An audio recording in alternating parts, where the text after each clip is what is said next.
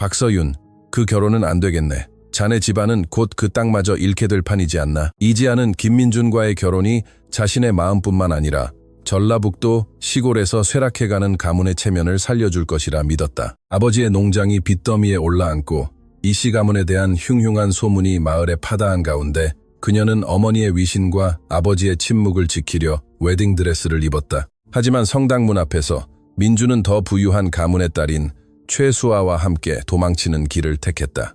그 누구도 예상치 못했던 것은 이 굴욕의 한복판에서 그 지역에서 가장 과묵한 농장주가 모두의 운명을 바꿀 제안을 해올 줄은 몰랐다는 것이다. 서윤 씨, 미안하지만 집안이 망해가는 여자와 결혼하러 저 성당에 들어갈 수는 없어요.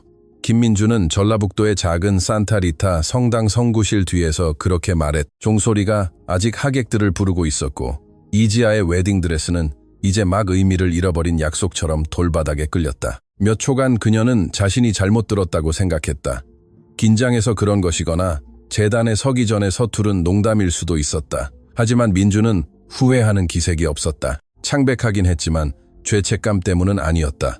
온 마을이 알아채기 전에 불쾌한 일을 서둘러 끝내려는 사람처럼 보였다. 이지아는 어머니인 오 여사가 골라준 들꽃 부케를 든 채 손잡이가 손바닥을 파고드는 것을 느꼈다.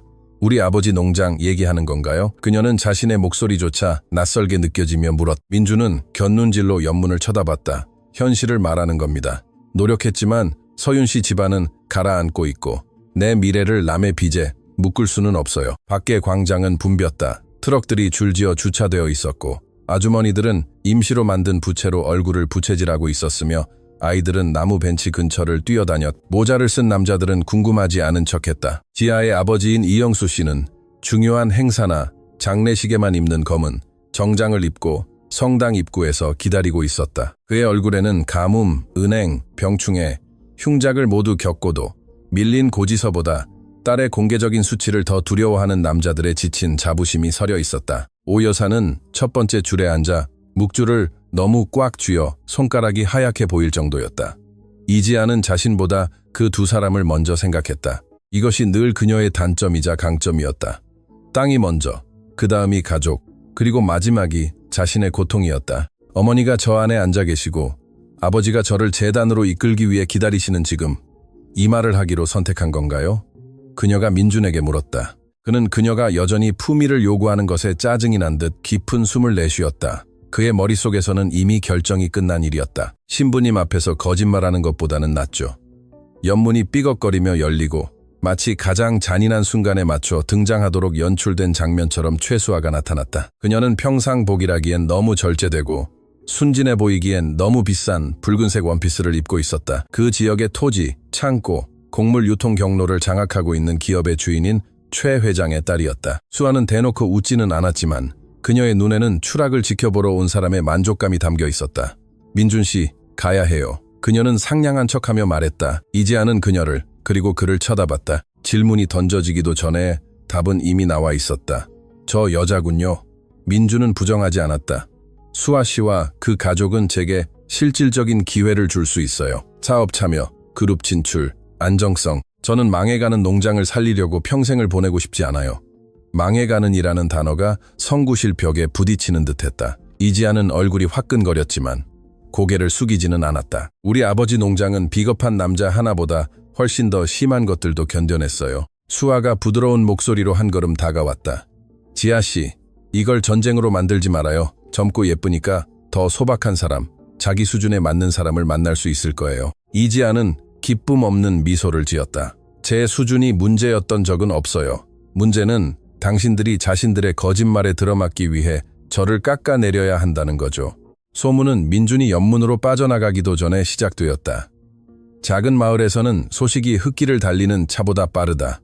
한 신부 들러리가 복도에서 수아를 보았다. 한 사촌이 언쟁의 일부를 들었다. 한 성당 직원이 신랑이 뒤도 돌아보지 않고 떠나는 것을 알아차렸다. 몇 분 만에 수군거림은 의자들 사이로 퍼져나갔다. 민준이가 포기했대. 최수아랑 같이 떠났어. 이씨 집안 빚 때문이라던데. 은행이 곧 희락 농장을 차지할 거래. 이지아가 재단에서 신랑 없이 남았대.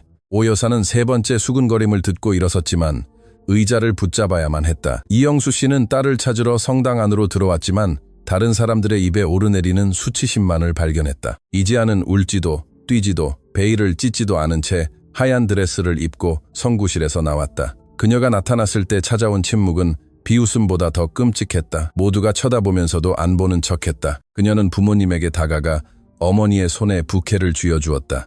결혼식이 아니었어요. 그녀가 나지막이 말했다. 예의 없는 구원이네요. 오 여사는 소리내어 울기 시작했다.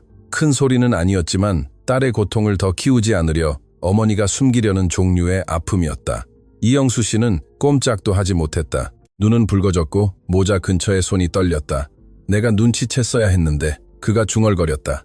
이지아는 그의 팔을 잡았다. 아니에요. 인격을 갖췄어야 하는 건 그 사람이었어요. 그때서야 그녀는 성당 뒤쪽 마지막 기둥 근처에 서 있는 강도현을 보았다. 그는 화려한 결혼식 하객처럼 차려입지 않았다. 단순한 흰색 셔츠에 어두운 바지, 깨끗한 부츠 차림이었고 모자는 손에 들고 있었다. 키가 크고 조용한 존재감을 지녔으며 햇볕에 그을린 피부와 어떤 말이든 받아들이기 전에 세상을 재는 듯한 눈을 가진 남자였다. 마을 사람들은 그를 과묵한 농장주, 아리수강 유역 지역의 이웃, 겉으로 보기엔 가진 것이 별로 없고 침묵이 많은 사람이라고 불렀다. 이지아는 몇 년 전부터 그를 안면으로만 알고 있었다. 그는 이상한 순간에 나타나곤 했다. 이영수 씨가 은행과 기한을 협상해야 할 때, 비가 온 뒤 희락 농장의 울타리가 무너졌을 때, 트럭 운전사들이 험한 길을 거부했는데 갑자기 누군가 돈도 받지 않고 도와주었을 때 도연은 절대 길게 설명하지 않았다. 그저 해결하고 떠날 뿐이었다. 그 순간 그는 지아를 동정심이 아닌 그녀를 작아지게 만들지 않는 진지함으로 바라보고 있었다. 민준이 성당 옆문으로 나가는 모습은 광장에서 구경거리가 되었다. 수아는 그와 함께 검은색 SUV에 탔고 몇몇 하객들이 그 장면을 목격했다. 한 나이든 남자가 분개하며 땅에 침을 뱉었다. 두 여자는 손으로 입을 가렸다. 한 젊은 남자가 작게 웃다가 어머니에게 꾸지람을 들었다. 이지아는 누군가 굴욕이 더 커지기 전에 집으로 돌아가야 한다고 말하는 것을 들었다. 다른 누군가는 이제 은행이 이씨 집안에 자비를 베풀지 않을 것이라고 말하는 것을 들었다. 모든 문장이 작은 돌멩이처럼 느껴졌다. 이영수 씨는 문 쪽으로 걸어가려 했다. 어쩌면 민준과 맞서기 위해서였을 것이다. 하지만 다리에 힘이 풀렸다. 도연이 그가 쓰러지기 전에 도착해서 조용하지만 단단하게 노인의 팔을 붙잡았다. 진정하세요, 이 선생님. 지아의 아버지는 그를 쳐다보았고 두 사람 사이에 지아가 이해할 수 없는 이상한 무언가가 오갔다. 도현군. 아버지가 너무 낮은 목소리로 말했다. 자네가 이걸 봤어야 하는 게 아닌데? 도현이 대답했다. 어떤 일들은 더 나빠지는 걸 막기 위해 직접 봐야만 합니다. 이지아는 눈살을 찌푸렸다. 어떻게요? 그는 그녀를 그리고 사람들로 가득 찬 광장을 쳐다봤다. 아니, 여기서 말고요. 그들은 신부님이 책과 초, 오래된 기록들을 보관하는 성당 옆 작은 방으로 갔다. 오 여사는 딸의 부케를 마치 상처 입은 몸처럼 든 채 의자에 앉았다. 이영수 씨는 얼굴을 쓸어내렸다. 내 딸이 이런 일을 당할 이유는 없는데. 이지아는 깊은 숨을 내쉬었다. 이유가 없다고 막아지진 않았어요. 도현은 천천히 문을 닫았다. 김민준이 단지 비겁해서 이런 짓을 한 건 아닙니다. 그녀가 그에게 돌아섰다. 무슨 아시는 거라도 있나요? 도현은 대답이 의도했던 것보다 더 많은 것을 드러내야 할 때에 직설적인 질문을 좋아하지 않았다. 그럼에도 그는 말했다. 최 회장이 몇 달 전부터 이 지역 땅에 압력을 가하고 있었습니다. 희락 농장은 많은 이들이 관심을 갖는 위치에 있고요. 이영수 씨는 죄책감에 고개를 숙였다. 지아는 알아차렸다. 아버지, 노인이 중얼거렸다. 빚이, 아시죠? 빚이 있다는 건 알아요. 최 씨 집안이 연관되어 있다는 건 몰랐어요. 도연이 그녀를 쳐다봤다. 그들은 항상 자기 이름으로 나타나지는 않습니다. 은행, 컨설팅 회사, 관심 있는 구매자, 후한 제안으로 나타나죠. 김민주는 최수아를 선택했지만 누군가가 오늘 이 선택이 가장 공개적인 방식으로 일어나도록 돈을 댔습니다. 이지아는 세상이 차가워지는 것을 느꼈다. 돈을 댔다고요? 지분 참여를 약속했겠죠. 어쩌면 선금도 줬을 거고요. 아직 확인 중입니다. 오 여사는 겁에 질린 얼굴을 들었다. 왜 우리 딸한테 그런 짓을 하는 거죠?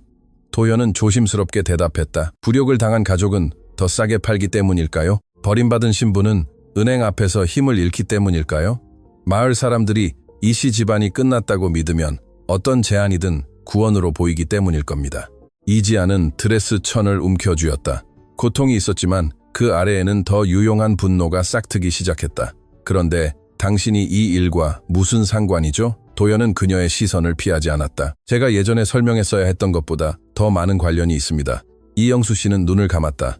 지아는 다시 두 사람 사이에 비밀스러운 연결을 감지했다. 아버지, 저 사람이 뭘 했는데요? 노인은 힘겹게 숨을 쉬었다. 작년에 은행이 압박해 왔을 때 출구가 나타났어. 한 회사가 재협상을 중개해줬지. 나는 운이 좋았다고 생각했어. 도연은 그가 혼자 짐을 지도록 내버려 두지 않았다. 운이 아니었습니다. 저였습니다. 이지아는 한 걸음 물러섰다. 당신이 우리 아버지 빚을 갚았다고요? 갚은 게 아닙니다. 구조를 조정한 겁니다. 최 회장이 뒷문으로 들어오는 것을 막기 위해 위험의 일부를 제가 사드렸습니다. 그리고 아무도 제게 말해주지 않았군요. 이영수 씨가 말하려 했지만 그녀는 손을 들었다. 아니요, 이제는 저 사람에게서 듣고 싶어요. 도연은 탁자에서 모자를 집어 두 손으로 잡았다. 제가 아주 어릴 때부터 따님 가족을 알고 있었습니다. 제가 아직 아무런 지위도 없었을 때 따님 아버님이 제 사람들을 도와주셨습니다. 최 씨 집안이 하는 짓을 보고 제가 개입했습니다. 희락 농장을 사기 위해서가 아니라 그들이 당신들을 사는 것을 막기 위해서였습니다. 이지아는 냉소적으로 웃었다. 남자들은 비밀리에 보호하는 걸 좋아하죠. 그러고 나서 여자가 자기가 마지막으로 알았다는 사실을 발견하면 감사를 기대하고요. 그 말이 도연에게 와닿았고 그는 받아들였다. 당신 말이 맞습니다. 맞아요. 네, 맞습니다. 그 인정은 그가 기대했던 것보다 그녀를 덜 무장해제시켰다. 그녀는 계속했다. 김민주는 성당 문 앞에서 저를 버렸어요. 온 마을 사람들이 밖에서 제 수치를 재고 있고요. 아버지는 빚을 숨겼고 당신은 도움을 숨겼어요. 그리고 이제 와서 이 모든 것이 제가 이해하도록 초대받지도 못한 전쟁의 일부라고 말하려는 건가요? 도연은 수군거림이 여전히 나무를 뚫고 들어오는 문을 쳐다봤다. 지금 당신을 초대하고 있습니다. 늦었지만 오늘 제가 말할 수 있는 진실과 함께요. 이지아는 팔짱을 꼈다. 그래서 당신의 제안은 뭐죠? 강도현 씨, 당신 같은 남자들은 테이블 위에 무언가를 올려놓기 전에는 문을 닫지 않으니까요. 그는 몇 초간 침묵했다. 오 여사는 의심스러운 눈초리로 그를 쳐다봤다. 이영수 씨는 두려움과 희망 사이에서 갈등하는 듯했다. 그때 도연이 말했다. 저와 결혼하십시오. 이지아는 오늘 하루 두 번째로 잘못 들었다고 생각했다. 네, 계약 결혼입니다. 계약서도 쓰고요. 사적인 동거 요구도, 토지 양도도, 당신의 자율성 상실도 없습니다. 당신은 가족의 이름으로 희락 농장을 지키는 겁니다. 저는 공개적으로 당신들과의 동맹을 맺겠습니다. 이렇게 하면 은행이 신중함 없이 밀어붙이는 것을 막고 이 씨 집안이 혼자라는 이야기를 깨뜨리며 최 씨 집안의 책략을 어렵게 만듭니다. 오 여사는 손을 가슴에 얹었다. 이영수 씨가 속삭였다. 도현군. 이지아는 눈앞의 남자를 뚫어지게 쳐다봤다. 다른 남자가 재단에서 저를 버린 지 30분 만에 제게 청혼하는 건가요? 당신의 고통을 매매 계약서로 만들기 전에 출구를 제한하는 겁니다. 그럼 당신이 얻는 건 뭐죠? 시간. 최 회장 손에 넘어가서는 안 되는 경로의 보호. 그리고 어쩌면 당신 가족에게 진 오랜 빚을 갚을 기회일지도요. 자선인 것처럼 말하지 마세요. 아닙니다. 전략입니다. 이지아는 대답했다. 전략도 굴욕을 줄 수 있어요. 도현은 고개를 끄덕였다. 그래서 결정은 당신이 하는 겁니다. 밖의 광장은 여전히 그녀의 수치의 다음 장을 기다리며 붐볐다. 이지아는 작은 창가로 다가가 사람들이 무리지어 모여있는 것, 손에 든 휴대폰, 호기심 어린 얼굴들을 보았다. 민주는 이미 멀리 떠났을 것이다. 어쩌면 SUV 조수석에 수아를 태우고 미래에 의해 선택받았다고 느끼면서 지아는 희락 농장, 빚 때문에 늙어버린 아버지, 자신의 명예를 붙들듯 부케를 든 어머니, 소문 외에는 아무것도 심어본 적 없는 사람들에게 갈갈이 찢기고 있는 이씨 가문의 이름을 생각했다. 그리고 도현을 보았다. 그는 웃고 있지 않았다. 그녀를 소유하려는 열망도, 그녀가 취약한 것을 발견한 만족감도 보이지 않았다. 마치 위험한 도구를 그녀 앞에 놓고 그것을 사용할지 말지 그녀가 선택하기를 기다리는 남자처럼 보였다. 제 조건은요. 그녀가 말했다. 도연이 고개를 들었다. 말씀하십시오. 서면 계약서. 아버지의 땅은 결혼에 포함되지 않아요. 당신은 제 서명 없이는 희락 농장의 결정에 관여할 수 없어요. 제가 원하지 않으면 남편으로서 저와 함께 살지 않아요. 수치스러운 날에 사들인 여자처럼 저를 대하지 않을 거예요. 그리고 당신이 본질적인 것에 대해 거짓말한 것을 제가 발견하면 제가 직접 이 동맹을 온 마을 사람들 앞에서 파괴할 겁니다. 처음으로 그의 눈에 깊은 존경심과 비슷한 것이 스쳐 지나갔다. 받아들이겠습니다. 오 여사는 더 크게 울었지만 이번에는 눈물에 다른 무언가가 섞여 있었다. 내 딸아, 우리 때문에 이럴 필요 없어. 이지아는 여전히 웨딩드레스를 입은 채 어머니 앞에 무릎을 꿇었. 어머니, 사람들 두려워서 하는 거 아니에요. 민준 씨와 최 씨 집안이 제가 숨어 있는 걸 보고 싶어 하니까 하는 거예요. 그리고 오늘 다른 사람들에게 저를 작게 보는 즐거움을 주는 것에 지쳤어요. 이영수 씨는 그녀의 어깨에 손을 얹었다. 지아야. 그녀는 아버지의 손을 잡았다. 아버지가 숨겼던 빚에 대해서는 나중에 이야기해요. 오늘은 그 빚이 우리 수치의 경매가 되는 것을 막아야죠. 도현이 문을 열고 복도에서 안절부 절못하며 위로를 건네야 할지 물을 건네야 할지 몰라 하던 신부님을 불렀다. 미카엘 신부님, 그가 말했다. 예식은 아직 진행될 수 있습니다. 늙은 사제는 도현과 이지아를 번갈아 보았다. 다른 신랑과 함께요. 이지아가 일어섰다. 다른 합의와 함께요. 신부님은 혼란스러워하며 눈을 깜박였다. 도현이 덧붙였다. 그리고 이미 인간들이 모욕한 것보다 하느님께서 더 기분 상하지 않으실 만큼의 진실과 함께요. 지골의 도덕적 비참함을 많은 판사들보다 더 잘 아는 신부님은 한숨을 쉬었다. 그럼 증인이 필요하겠군요. 이지아가 성당 문으로 돌아왔을 때 광장 전체가 침묵에 잠겼다. 사람들은 우는 신부, 어쩌면 베일도 없이, 어쩌면 어머니에게 부축받는 신부를 기대했다. 그들이 발견한 것은 여전히 온전한 드레스를 입고 마른 눈으로 서 있는 여자와 그녀 옆에 있는 강도현이었다. 수군거림이 즉시 시작되었다. 도현은 그녀의 손이 아닌 모자를 들고 있었다. 지아는 조용히 그에게 고마움을 표했다.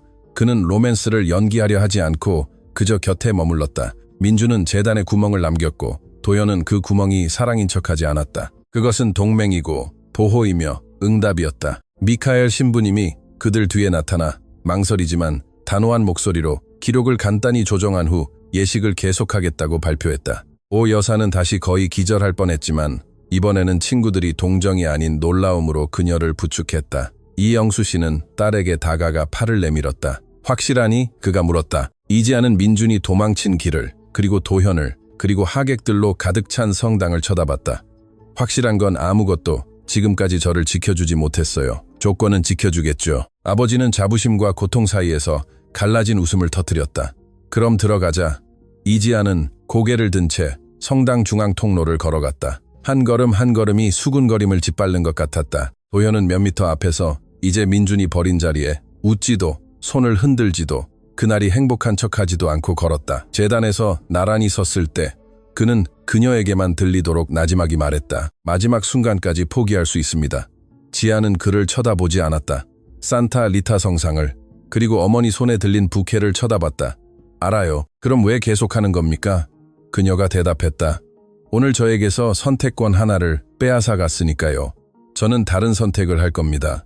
신부님은 각색된 예식을 시작했다. 말을 조금 더듬었지만 계속 진행했다. 밖에서는 검은색 차 한 대가 광장을 천천히 지나갔다. 지아는 옆 창문으로 알아차렸다. 최수아가 안에 있었다. 버림받은 신부가 숨어있지 않은 것을 보고 굳은 얼굴로. 그녀 옆에서 민주는 혼란스러워 보였다. 어쩌면 자신의 잔인함이 기대했던 구경거리를 만들어내지 못한 것에 기분이 상했을지도 모른다. 이지아는 웃지 않았다. 그럴 필요가 없었다. 가장 즉각적인 복수는 간단했다. 계속 서 있는 것. 그리고 그녀 옆에서 모두가 보잘것없다고 판단했던 농장주가 드러났을 때 마을 사람들이 그 계약 결혼이 절망이 아니었음을 이해하게 만들 제국을 숨기고 있었다. 그것은 최 씨 집안이 이미 이겼다고 생각했던 전쟁의 첫 번째 수였다. 예식은 김민준이 마을 사람들 앞에서 이지아에게 입 맞추는 것으로 끝나야 했지만 강도현이 본당 사무실에서 즉석에서 만든 기록부에 서명하는 것으로 끝났다. 하객들은 비극을 목격하는 것인지 스캔들을 목격하는 것인지 기적을 목격하는 것인지 몰라 혼란스러운 눈으로 바라보았다. 미카엘 신부님은 시골에서 이미 많은 것을 보았지만 자기 가족이 수치심에 짓밟히는 것을 막기 위해 같은 날 신랑을 바꾼 신부는 본 적 없는 사람의 신중함으로 모든 것을 진행했다. 이지아는 낭만적으로 생각하지 않고 필요한 말들을 반복했다. 그녀는 도현이 받아들입니다 라고 말했을 때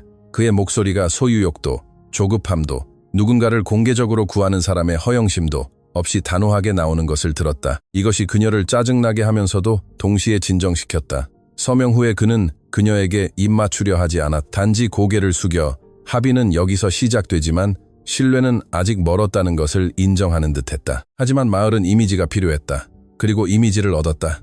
버림받은 신부는 결혼해서 성당을 나왔다. 그녀의 아버지는 여전히 서 있었고 어머니는 부케를 들고 있었으며 강도현은 단단한 그림자처럼 그녀 옆에서 걸었다. 수군거림은 형태를 바꾸었지만 사라지지는 않았다.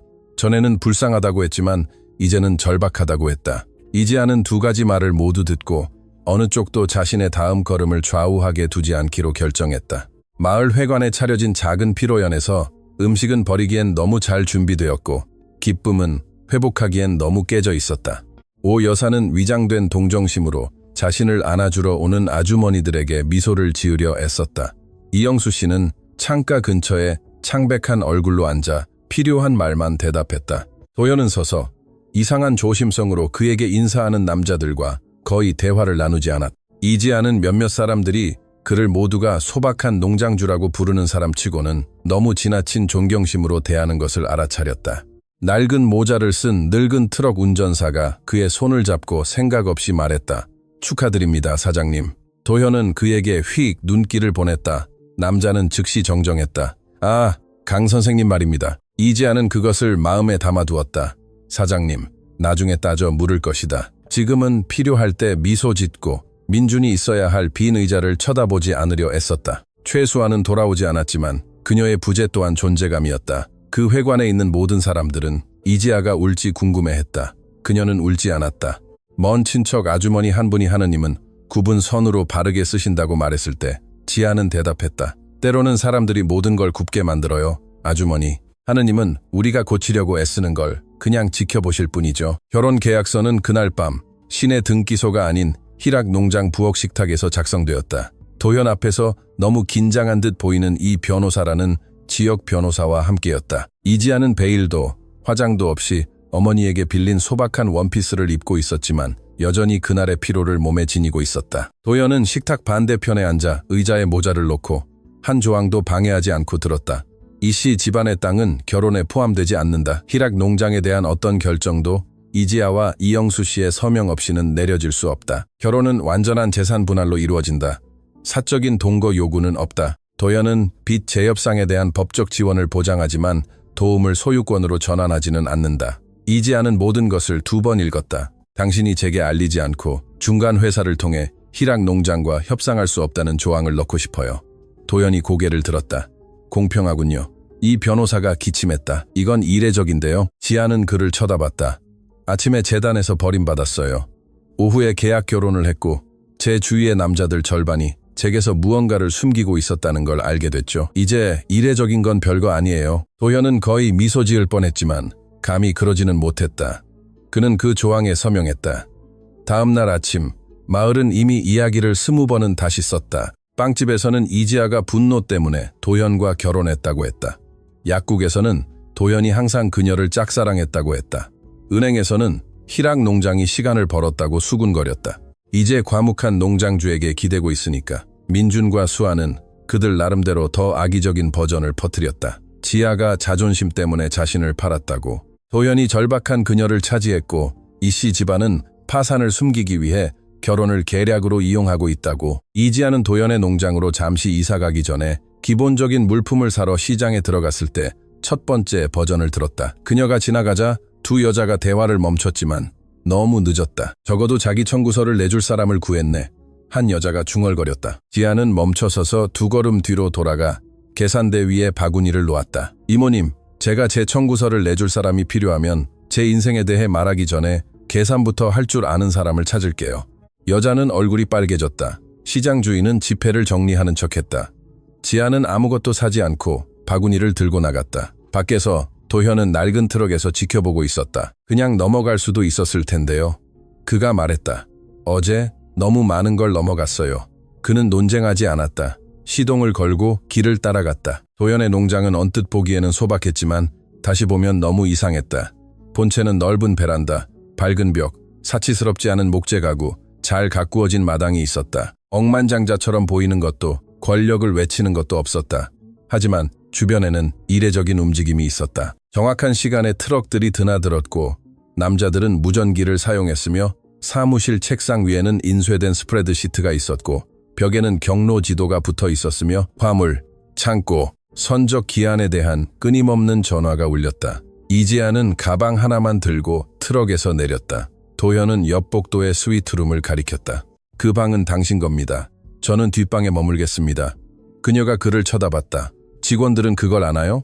우리 삶이 그들의 관심사가 아니라는 걸 압니다. 좋은 대답이네요. 그는 그녀를 위해 문을 열어주었지만 안으로 들어오지는 않았다. 방은 소박하고 깨끗했으며 하얀 침대보와 소축사를 향한 창문이 있었다. 탁자 위에는 물, 커피, 그리고 서명된 계약서의 인쇄본이 놓여 있었다.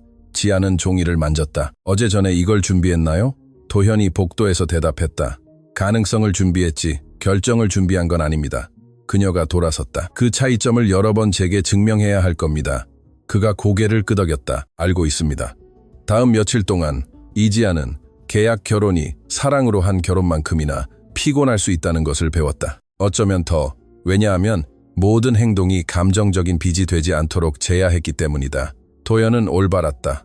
너무 올바랐다. 그는 그녀의 방에 들어오지 않았고 이유 없이 어디 가는지 묻지 않았으며 공공장소에서 필요 이상으로 그녀를 만지지 않았다. 마을 사람이 친절을 가장한 호기심으로 문 앞에 나타나면 그는 짧게 대답하고 빨리 끝냈다. 이것이 그녀를 보호했지만 또한 그녀를 짜증나게 했다. 마치 그녀가 요청하기도 전에 항상 어떤 벽을 세워야 하는지 아는 것 같았다. 셋째 날 아침, 그녀는 사무실에서 그가 전화 통화하는 것을 발견했다. 정읍 화물은 터미널 창구 마감 전에 출발해야 합니다. 최 회장이 계약을 막으려고 하면 평택 대안을 가동하세요. 그녀를 보자 그는 통화를 끝냈다. 지아가 팔짱을 꼈다. 당신은 작은 농장주가 아니라 운송회사 사장처럼 말하네요. 도연은 휴대폰을 집어넣었다. 운송 사업을 합니다. 여기 있는 모든 사람들은 대답하고 싶지 않을 때 무슨 사업을 하는 것 같군요. 그는 침묵했다. 그녀는 책상에 다가가 아리수 물류라는 이름이 적힌 종이를 보았다. 이 이름은 우리 아버지 재협상 서류에도 나와요. 도현은 종이를 집었지만 너무 늦었다. 나옵니다. 그럼 당신은 그냥 도와준 게 아니라 구조를 짰군요. 네. 나나니. 지아는 분노를 억누르며 깊은 숨을 내쉬었다. 어둠 속에서 보호받고 싶지 않다고 말했어요. 그건 어제 말했죠. 저는 그 전에 했습니다. 그리고 연대기가 면죄부를 준다고 생각하나요? 아닙니다. 설명할 뿐이죠. 이영수 씨는 나흘째 되는 날 딸을 방문했다. 치즈, 옥수수 케이크, 그리고 죄책감을 가지고 그는 도연의 농장 베란다에 앉아 여전히 할 수만 있다면 숨겼을 이야기를 갈라진 목소리로 그녀에게 들려주었다. 가뭄, 잘못된 대출, 은행 지점장, 최 씨 집안과 관련된 의심스러운 제안, 그리고 위험한 빚을 사들여 기한을 연장해준 회사를 통한 도현의 개입. 네가 이미 너무 많은 짐을 지고 있어서 말하지 않았어. 아버지가 말했다. 지아는 들판을 쳐다봤다. 아버지, 저를 아껴주시려고 숨기실 때 진실이 드러나면 저는 발디딜 곳이 없어져요. 그는 고개를 숙였다. 알아, 이제야 아시는군요. 노인은 고개를 끄덕였다. 도현은 소축사 근처에서 거리를 둔 채 멀리 서 있었다. 지아는 그것을 알아차리고 그에 대해 더욱 혼란스러워졌다. 허락도 없이 가족의 빚에 개입할 수 있는 남자가 아버지와 딸의 대화에 끼어들지 않기 위해 멀리 떨어져 있을 수도 있었다. 이것이 그를 자동적으로 신뢰할 수 있게 만들지는 않았다. 그를 미워하기 어렵게 만들었다. 이영수 씨가 떠나자 그녀는 도연이 울타리에 기대어 있는 것을 발견했다. 자리를 비켜줘서 고마워요. 그가 대답했다. 모든 보호가 방 안으로 들어올 필요는 없죠. 그녀는 그를 쳐다봤다. 하지만 어떤 것들은 노크를 해야 해요. 배우고 있습니다. 그가 말했다. 민주는 일주일 후 희락 농장문 앞에 다시 나타났다. 마치 그곳에서 여전히 말을 들을 권리가 있는 것처럼. 이지아는 아버지와 서류를 검토하던 중 직원의 알림을 받았다. 그녀는 그를 쫓아내려 했지만 어떤 유령들은 햇빛 아래서 보면 힘을 잃는다고 결정했다. 민주는 드레스 셔츠에 선글라스를 끼고 무언가 계획대로 되지 않았음에도 불구하고 승리한 것처럼 보이려 애쓰는 얼굴을 하고 있었다. 지아 씨, 우리 얘기 좀 해야 해요. 할 필요 없어요. 도현 씨와 결혼한 건 실수예요. 그녀는 작게 웃었다. 이상하네요. 어제는 제가 가족이 땅을 잃어가는 여자였는데 오늘은 벌써 당신의 조언을 받을 자격이 생겼네요. 그가 선글라스를 벗었다. 도현 씨는 당신이 생각하는 그런 사람이 아니에요. 그는 희락 농장을 원해요. 지아는 심장이 덜컥했지만 내색하지 않았다. 그럼 당신은 뭘 원했는데요? 최수아를 데려와서 제 굴욕을 구경시키면서 저를 구해주려고요? 민주는 얼굴이 빨개졌다. 저는 성장하기 위해 필요한 일을 했어요. 아니요, 당신은 사들이기 위해 필요한 일을 했죠. 그 말이 증거도 없이 나왔지만 그의 얼굴은 그래야 했던 것보다 더 많은 것을 드러냈다. 말 조심해요. 왜요? 최 회장이 당신의 침묵도 샀나요? 민준이 한 걸음 다가왔다. 당신은 이 판을 이해 못해요. 지아가 턱을 들었다. 약한 남자들이 항상 대가를 판이라고 부른다는 걸 이해하기 시작했어요. 대화가 더 나빠지기 전에 도현이 도착했지만 그는 주인처럼 그들 사이에 끼어들지 않았다. 그는 지아 옆에 멈춰서서 그녀가 여전히 중심에 있음을 분명히 했다. 민주는 연출된 경멸의 눈으로 그를 쳐다봤다. 농장주가 이제 계약 남편이 되었나 보군. 도현이 차분하게 대답했다. 영수증보다는 계약이 낫죠. 민준의 얼굴이 굳었다. 지아는 알아차렸다. 무슨 영수증이요? 도현은 즉시 대답하지 않았다. 민준이 떠나려 했지만 도현이 말했다. 최 회장이 결혼식 사흘 전에 당신과 관련된 컨설팅 회사에 돈을 송금했습니다. 광장에서 이걸 논의하고 싶다면 그렇게 하죠.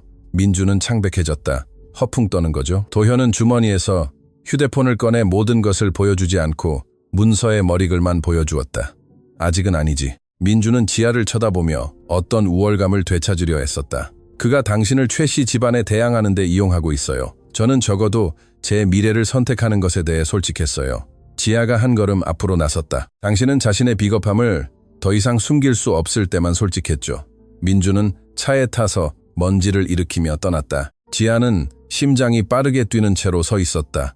그리고 도현에게 돌아섰다. 증거를 가지고 있었으면서 제게 말하지 않았군요. 그가 휴대폰을 집어넣었다. 확인하고 싶었습니다. 아니요, 당신은 통제하고 싶었죠. 도현은 조용했다. 아마도요. 그 늦은 정직함이 그녀를 거의 더 분노하게 만들었다. 저는 당신의 계약 아내이지 당신의 체스 말이 아니에요. 알고 있습니다. 그럼 제가 상기시켜야 하기 전에 아는 것처럼 행동하세요.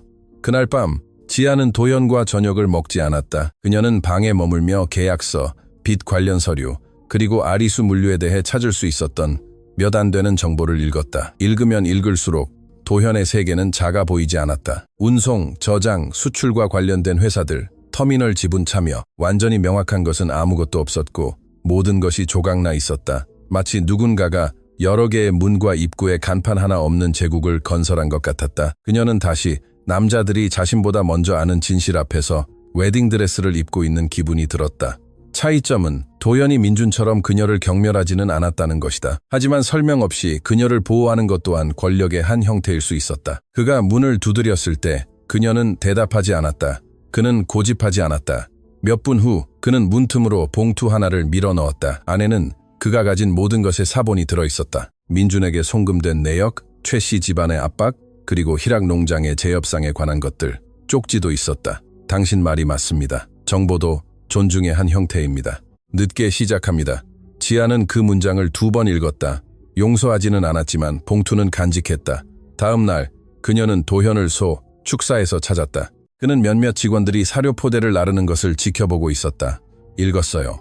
그가 고개를 끄덕였다. 그리고 당신은 제 가족과 관련된 모든 것을 제가 서류나 적이나 우연으로 발견하기 전에 제게 말할 겁니다. 그렇게 하겠습니다.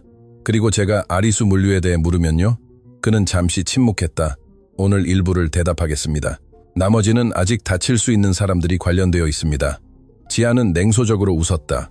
항상 영웅이시군요. 변명과 함께. 도현은 그 일격을 받아들였다. 영웅이 아닙니다. 너무 많이 보여줬을 때 빼앗으려 했기 때문에 숨기는 법을 배운 사람일 뿐입니다. 그 문장이 틈을 열었다. 지아는 그를 더 자세히 관찰했다. 거기에는 오래되고 침착함 아래 숨겨진 피로가 있었다.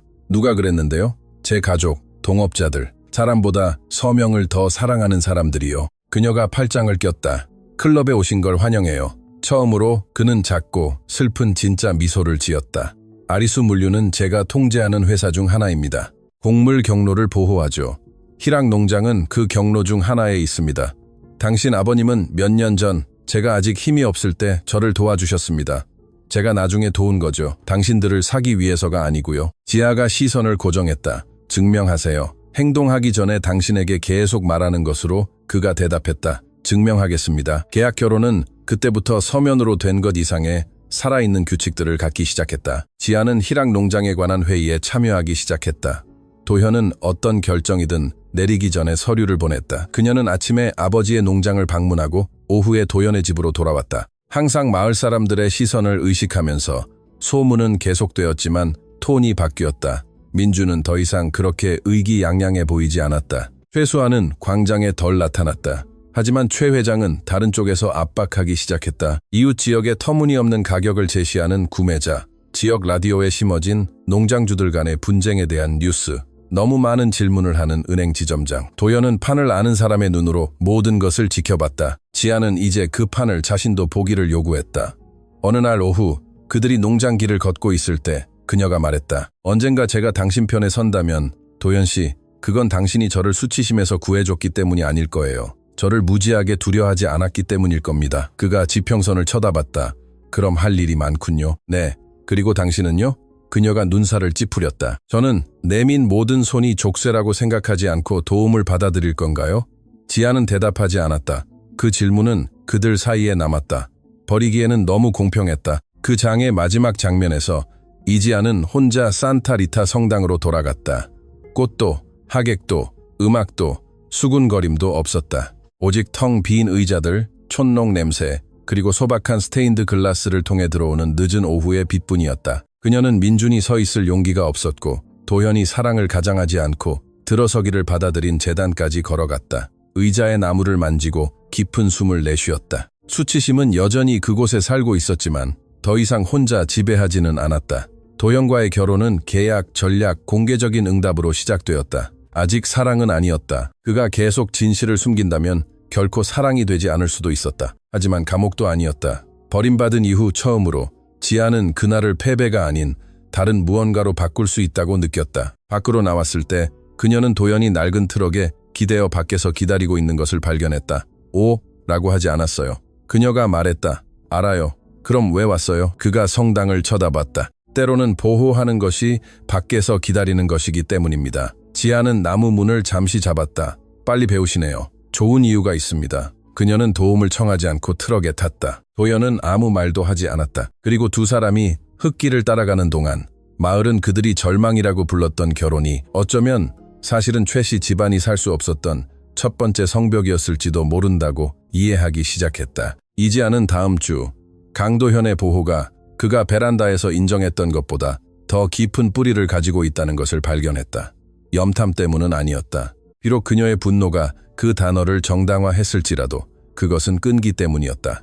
그녀는 아버지에게 희락농장 재협상에 관한 모든 서류를 달라고 요청했다. 그가 안심시키기 위해 보여주곤 했던 요약본만이 아니었다. 이영수 씨는 처음에는 저항했다. 딸 앞에서 농장의 취약성을 드러내는 것이 부끄러웠기 때문이다. 하지만 지아는 더 이상 절반의 보호를 받아들이지 않았다.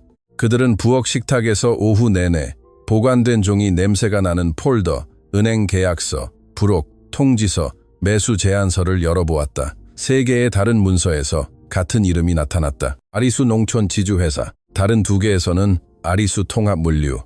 그 구조는 단지 관대한 이웃의 것이라기에는 너무 정교했다. 지아는 조용히 한 줄 한 줄 읽어나갔다. 희락농장의 가장 위험한 비지민준이 그녀를 재단에서 버리기 몇 달 전에 도현과 관련된 회사에 의해 인수되었다는 것을 확인하는 조항을 찾을 때까지. 그녀가 고개를 들었을 때 이영수 씨는 작아 보였다. 그가 은행에서 나를 구해줬어. 아버지가 말했다. 지아는 대답했다. 그리고 제가 제 가족 안에서 손님인 것처럼 발견하게 내버려뒀죠. 그날 밤 그녀는 도연이 창고에서 돌아오기를 저녁도 먹지 않고 기다렸다. 그의 집은 조용했고 베란다는 불이 켜져 있었으며 뜨거운 바람이 흙냄새를 실어왔다. 도연은 낡은 트럭을 타고 도착했고 먼지 묻은 셔츠를 입고 내리다가 서류를 펼쳐놓고 식탁에 앉아있는 지아를 보고 멈춰섰다. 그는 미소 지으려 하지도 괜찮으냐고 묻지도 않았다. 적어도 그의 지성은 비겁하지 않았다. 보셨군요? 그가 말했다. 지아는 한 장의 종이 위에 손가락을 얹었다. 제가 계약 아내가 되기 전에 희락농장이 이미 당신의 네트워크 안에 있었다는 걸 이해할 만큼은 봤어요. 그는 모자를 벗어 탁자 위에 놓았다. 네, 은유 없이 도현씨, 신비로운 남자의 짧은 문장 없이 이유를 알고 싶어요. 그는 그녀 앞에 앉아 거리를 유지했다. 최 회장이 위장 회사들을 통해 이 지역의 빚을 사들이고 있었기 때문입니다. 희락농장은 그가 원했던 조각 중 하나였습니다. 그가 들어왔다면 당신 아버지는 1년도 안 되어 땅을 잃었을 겁니다. 지아는 냉소적으로 웃었다. 그래서 당신의 해결책은 그가 하기 전에 위협을 사는 거였군요. 제 해결책은 그가 당신 아버지의 절박함을 당신들을 상대로 이용하는 것을 막는 것이었습니다. 그리고 당신 자신을 이용하는 거고요? 그 질문이 그를 쳤다.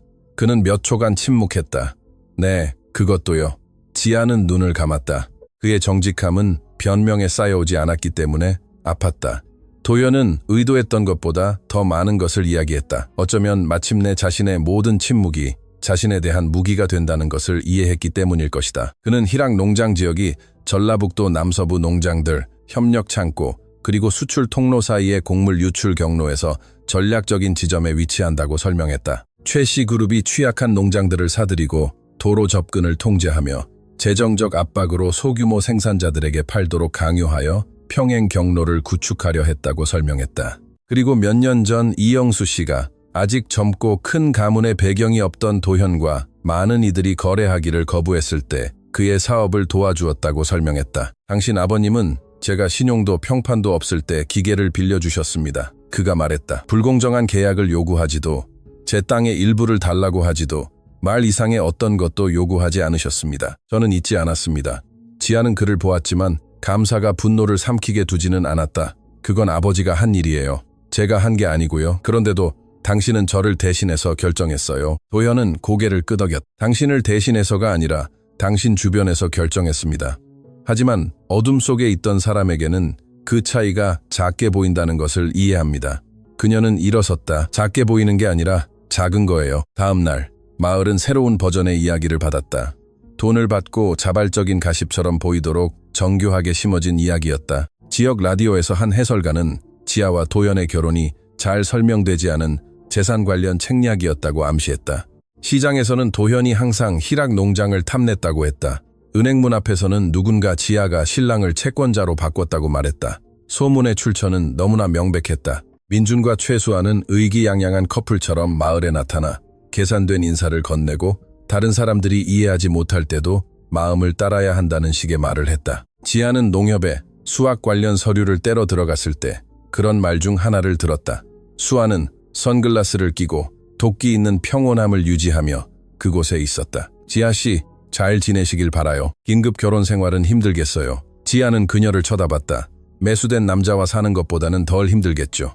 수아는 천천히 선글라스를 벗었다. 조심해요. 어떤 비난은 증거가 필요하니까. 지아는 대답했다. 그리고 어떤 사람들은 증거가 아직 도착하지 않았다고 생각할 때만 안심하죠. 그녀 옆에 있던 민준이 웃으려 했지만 웃음은 메마르게 나왔다. 지아는 알아차렸다. 작지만 진짜 두려움이 거기 있었다. 압박은 이전에는 이씨 집안에 강경했던 은행이 갑자기 재평가 회의를 요청했을 때 더 커졌다. 지아는 이영수 씨와 함께 갔고 처음에는 도현이 회의실에 들어오지 말라고 요구했다. 그가 없을 때 그들이 무슨 말을 하는지 직접 듣고 싶었다. 축축한 미소와 불안한 손을 가진 지점장은 새로운 시나리오, 평판 리스크, 추가 담보의 필요성에 대해 이야기했다. 지아가 끼어들었다. 농장에 대해 말씀하시는 건가요? 아니면 제 결혼에 대해 말씀하시는 건가요? 그는 말을 더듬었다. 이지아 여사님, 모든 것이 신용에 영향을 미칩니다. 그럼 회의록에 은행이 성당 가십을 농업 리스크 분석의 일부로 간주한다고 적어주세요. 이영수 씨는 며칠 만에 처음으로 거의 미소 지을 뻔했다. 지점장은 태도를 바꿨다. 지아의 요청으로 도현이 들어오고 나서야 남자는 눈에 띄게 더 조심스러워졌다. 강 회장님, 그가 일어서며 말했다. 강 선생님도 농장주도 아닌 강 회장님. 지아는 그 변화를 관찰했다. 도현은 그녀가 관찰하고 있음을 알아차렸다. 밖으로 나오면서 그녀는 그가 설명할 틈도 없이 말했다. 그들이 당신을 두려워하는군요. 그가 대답했다. 몇몇은 그렇죠. 그리고 제가 이유를 알아야겠어요. 그래야죠. 곧 말해줄 건가요? 지아가 보도 중간에 멈춰섰다. 그 대답은 기한이 지나고 있어요. 도현은 피곤한 눈으로 그녀를 쳐다봤다. 알고 있습니다.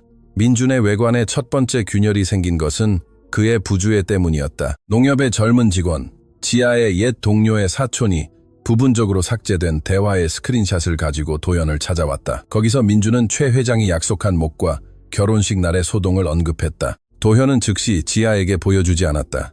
거의 실수를 반복할 뻔했다. 그는 몇 분 동안 휴대폰을 손에 든 채 그녀가 옆 책상에서 희락 농장 서류를 검토하는 동안 사무실에 서 있었다. 지아가 알아차렸다. 이번엔 뭘 숨기고 있죠? 그는 잠시 눈을 감았다가 그녀에게 화면을 돌렸다. 방금 도착했습니다. 아직 출처를 확인하지는 못했습니다. 지아는 휴대폰을 받아 읽었다.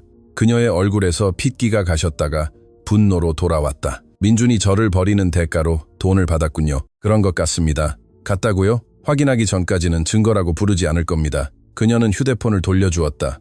좋아요. 빨리 확인해요. 하지만 제가 감당할 수 있는 것을 결정하기 전에 보여줘서 고마워요. 도연은 그 말을 힘든 칭찬으로 받아들였다. 노력하고 있습니다. 계속해요. 어둠 속에서 저를 구해주는 것보다 더 유용해요. 그들 사이의 동거는 이상하게 비옥한 긴장감의 장이 되었다. 도현은 계속 뒷방에서 잤다. 지아는 두려움 때문이 아니라 습관적으로 스위트룸을 잠갔다. 때로는 조용히 함께 저녁을 먹었다. 때로는 서류, 한개, 전화통화로 논쟁했다. 때로는 그녀가 일어나기 전에 커피를 준비해두고 집안의 일상인 척했다. 때로는 그녀가 희락 농장의 스프레드 시트를 수정하면 그가 방해하기엔 너무 조심스러운 감탄으로 그녀를 지켜보았다. 비 오는 어느 날 밤, 전기가 몇 분 동안 나가고 두 사람은 베란다에서 지붕에 떨어지는 빗소리를 들었다. 지아가 물었다. 항상 이렇게 숨어서 살았나요? 도현은 한참 후에 대답했다. 숨어서 태어나진 않았습니다. 누구한테서 배웠는데요? 가족, 동업자들, 제가 낡은 부츠 이상의 것을 가졌다는 걸 알았을 때 저를 다르게 쳐다보던 여자들. 지아가 그에게 얼굴을 돌렸다. 모두가 그랬을 거라고 결정했군요. 먼저 알아내는 것이 더 안전하다고 결정했습니다. 그녀는 거의 웃을 뻔했다. 재밌네요. 저도 자존심 뒤에 시험을 숨겼어요. 제가 아무것도 없을 때 누가 남을지 알고 싶었죠. 도연은 비를 쳐다봤다. 그리고 이제는요? 이제는 너무 긴 시험은 시험하는 사람도 다치게 한다는 걸 알아요. 그가 고개를 끄덕였다. 우리가 늦게 배우고 있군요. 하지만 아직 배우고 있죠. 그녀가 대답했다. 처음으로 그 문장은 비난처럼 들리지 않았다. 최 씨 집안은 소문만으로는 충분하지 않다는 것을 깨닫고 공식적인 공세에 나섰다. 최 회장은 지역 생산자들을 소집하여 새로운 독립 수출 통로에 대한 발표회를 열었다. 자금 지원, 선매수, 유리한 계약을 약속했다. 민주는 사회적 증거로서 수아 옆에 나타나 며칠 전까지만 해도 등 뒤에서 그를 비웃던 남자들에게 미소를 지었다. 지아는 도현에게 알리지 않고 회의에 갔다. 청바지에 밝은 셔츠를 입고 머리를 묶고 뒤쪽에 앉았다. 최 회장은 화려한 슬라이드와 현대화 약속으로 멋지게 말했다. 하지만 지아는 모호한 용어, 위험한 보증, 그리고 소규모 생산자들을 몇 년 동안 묶어둘 수 있는 조항들을 알아보았다. 질문 시간이 되자 그녀는 손을 들었다. 기후 문제로 생산자가 납품을 지연하면 위약금은 계약 금액에 부과됩니까? 아니면 시장 가격에 부과됩니까? 최 회장은 망설였다. 협상에 따라 다릅니다. 지아가 고집했다. 표준 모델 17페이지에 나와 있습니다. 더 높은 금액에 부과된다고요. 이건 흉작 한 번에 중소농장을 파산시킬 수 있어요. 수군거림이 일었다. 민주는 긴장해서 수아에게 몸을 기울였다. 최 회장은 눈을 가늘게 떴다. 강도현 씨와 함께 오셨습니까? 지아는 대답했다. 오늘은 아니에요. 어떤 질문들은 저 혼자 할 줄 알아요. 그 말이 마른 짚에 불 붙듯 회의실에 퍼져나갔다. 지아를 단지 버림받은 신부로만 생각했던 남자들이 그녀를 다른 존경심으로 쳐다보기 시작했다. 최 회장은 통제력을 되찾으려 했지만 그녀는 계속해서 위험 요소, 교차 보증, 우선 매수권, 불균형한 위약금, 독점 조항들을 지적했다. 그녀가 나왔을 때 도연이 트럭에 기대어 밖에서 기다리고 있는 것을 발견했다. 저를 따라왔나요? 그녀가 물었다. 아니요. 농협의 김 과장님이 당신이 여기 있다고 알려줬어요. 기다리러 왔습니다. 밖에서 기다리러. 잘하고 있었으니까요. 그녀는 미소 짓지 않으려 애썼다. 제가 그의 발표의 절반을 무너뜨렸어요. 알아요. 그리고 끝내러 들어오지 않았군요. 당신은 필요 없었어요. 지아는 조용히 그를 쳐다봤다. 그것이 아마도 그녀의 존재를 지우지 않는 그의 첫 번째 보호였을 것이다. 고마워요. 그녀는 거의 마지못해 말했다. 도현은 작게 미소 지었다. 천만에요. 길 건너편에서 민주는 굳은 얼굴로 두 사람을 지켜보고 있었다. 처음으로 그는 누군가를 버린 남자처럼 보이지 않았다. 버림받은 여자가 그의 인정을 이기기 위해 필요로 하지 않게 되었다는 것을 깨닫는 남자처럼 보였다. 돈 지급 확인은 이틀 후에 이루어졌다. 민준과 관련된 컨설팅 회사는 결혼식 날짜 이전에 최 씨 그룹의 위장 회사로부터 자금을 받았고 공개적인 파혼이 이 씨 집안의 입지를 약화시키는데 도움이 될 것이라는 메시지가 있었다. 도연은 아무것도 숨기지 않고 서류를 지아에게 가져갔다. 그녀는 그의 농장 사무실에서 서서 읽었고 몇 분 동안 아무 말도 하지 않았다. 민주는 단지 돈 때문에 그녀를 바꾼 것이 아니었다. 그는 그녀의 굴욕의 정확한 순간을 전략의 일부로 팔았던 것이다. 그와 대면하고 싶어요. 그녀가 말했다. 도현은 깊은 숨을 내쉬었다. 변호사와 증인과 함께 그리고 위험에 빠지지 않게요. 그녀는 그를 쳐다봤다. 저를 막으려고 할 건가요? 아니요. 당신이 말할 때 그가 당신의 고통을 통제 불능으로 만들지 못하도록 보장하려고 할 겁니다. 지아가 고개를 끄덕였다. 정말 배우고 있군요. 천천히요. 숨기는 것보다 천천히가 낫죠. 두 사람은 필요한 것보다 더 길게 서로를 쳐다봤다. 거기에는 감사가 아닌, 계약이 아닌, 선언된 사랑이 아닌, 작고 의심 많지만 살아있는 신뢰가 있었다. 대면은 농협의 옛 창고에서 이루어졌다. 서 변호사가 화상통화로 참여했고 이 변호사와 최 씨 집안으로부터 제안을 받았던 2명의 생산자가 참석했다. 민주는 거만하게 도착했지만 책상 위의 서류철을 보고 얼굴색이 변했다. 지아는 소리치지 않았다. 이것이 그를 무장해제시켰다. 당신은 저를 공개적으로 버리는 대가로 돈을 받았어요. 그가 말했다. 그가 웃었다. 당신도 남편처럼 되어가는군요. 모든 것에서 음모를 보고 지아가 문서를 열었다. 송금된 금액, 위장회사, 예식날에 대한 메시지, 소리 내어 읽을래요? 아니면 서 변호사가 모두에게 읽어주길 바라나요? 민주는 침묵했다. 그와 함께 온수아가 끼어들려 했다. 이건 박해예요. 지아가 그녀를 쳐다봤다. 아니요. 박해는 제 웨딩드레스를 협상 도구로 만든 것이었죠. 민준이 마침내 폭발했다. 당신 집안은 어차피 무너질 거였어. 나는 그냥 같이 무너지지 않기로 선택한 것뿐이야. 지아가 단호하게 한 걸음 앞으로 나섰다. 아니요. 당신은 밀어붙이는 대가로 돈을 받았어요. 생산자들의 침묵은 박수보다 더 가치가 있었다. 민주는 아무것도 서명하지 않고 떠났지만 더 작아져서 떠났다. 그리고 시골에서는 때때로 더 작아져서 떠나는 것이 진정한 몰락의 시작이다. 그날 밤 이지아는 희락 농장에 가서 가장 높은 곳으로 혼자 걸어갔다. 거기서는 아버지의 땅 일부와 멀리 도현의 농장 불빛이 보였다. 달이 흙길을 맑은 흉터처럼 비추고 있었다. 그녀는 성당 이후 모든 것이 변한 것을 생각했다. 버림받음, 계약, 분노, 부분적인 진실, 증거, 소문, 그리고 도현이 결정하며 들어오는 대신 밖에서 기다리기 시작한 방식. 휴대폰이 진동했다. 그에게서 온 메시지였다. 내일 광주에서 농업 컨퍼런스가 있습니다. 최 회장도 거기 있을 겁니다. 아리수도요. 나머지를 이해하고 싶다면 당신이 가야 합니다. 지아는 그 문장을 여러 번 읽었다. 나머지. 도현에게는 항상 나머지가 있었다. 하지만 이번에는 나중에 설명하는 대신 먼저 부르고 있었다. 그녀가 대답했다. 갈게요. 하지만 장식품으로는 안 가요. 그가 거의 즉시 대답했다. 그렇게 생각한 적 없어요.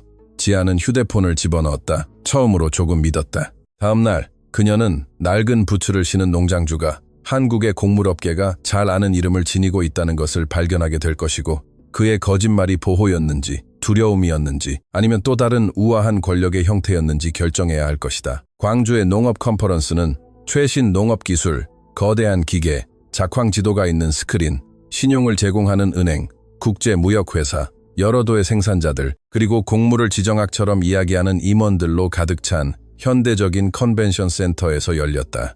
이지아는 도현 옆에 도착했다. 그가 평소보다 더 과묵해 보이는 이유를 아직도 이해하려 애쓰면서 그녀는 밝은 색 바지에 리넨 셔츠, 소박한 부츠를 신어 장식적인 아내의 모습을 거부했다. 도현은 늘 그렇듯 흰색 셔츠, 어두운 청바지, 다른 부츠를 신고 모자는 손에 들고 있었다. 그에게서는 억만장자의 냄새가 나지 않았고 그 이유를 설명할 아무것도 없었다. 그들이 들어서자 몇몇 중요한 남자들이 대화 도중에 멈춰서서 조용히 자세를 바로잡았다. 농협은행의 한 대표가 지나친 존경심으로 그에게 인사했다. 한 외국 무역회사의 여성 임원은 미소를 지으며 말했다. 강 회장님, 다시 뵙게 되어 반갑습니다. 지아는 알아차렸다. 도현은 그저 고개를 끄덕일 뿐이었다. 작아 보이길 좋아하는 사람치고는 너무 유명하시네요. 그녀가 중얼거렸다. 그는 앞을 쳐다봤다.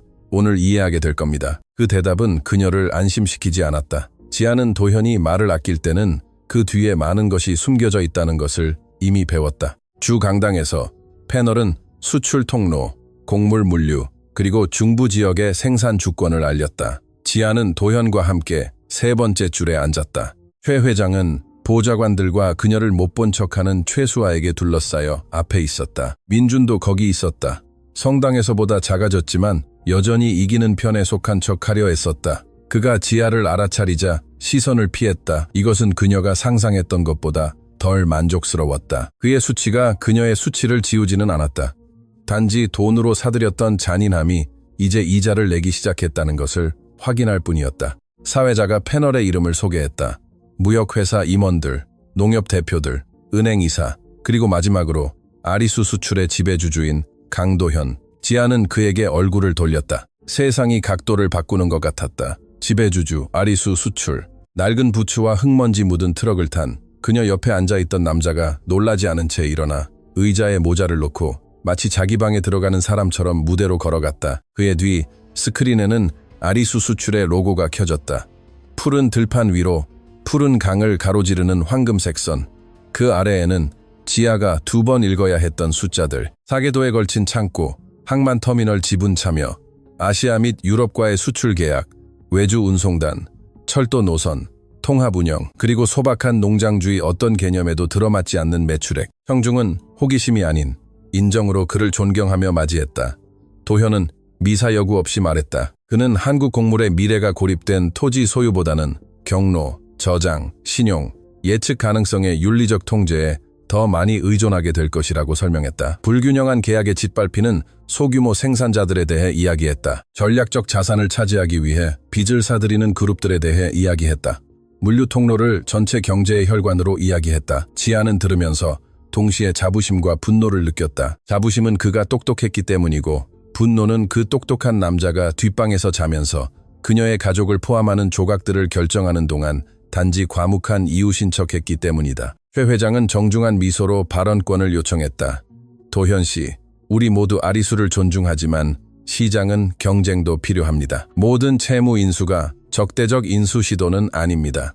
때로는 단지 효율성일 뿐입니다. 도현은 이 말을 몇 달 전부터 기다려온 사람처럼 그를 쳐다봤다. 동의합니다. 문제는 효율성이 평판을 파괴하고 약한 신랑을 사들이고 토지 매각을 강요하기 위해 소문을 심어야 할 때 시작됩니다. 강당은 움직이지 않았다. 최수아는 굳어졌다. 민주는 창백해졌다. 사회자가 끼어들려 했지만 도현은 목소리를 높이지 않고 계속했다. 아리수 수출은 결혼을 사회적 무기로 사용하여 물류 통로를 다투지 않습니다. 만약 한 그룹이 농장의 가치를 떨어뜨리기 위해 성당문 앞에서 한 가족을 굴욕시켜야 한다면 그것은 시장을 만드는 것이 아니라 사보타주를 하는 겁니다. 수군거림이 퍼져나갔다.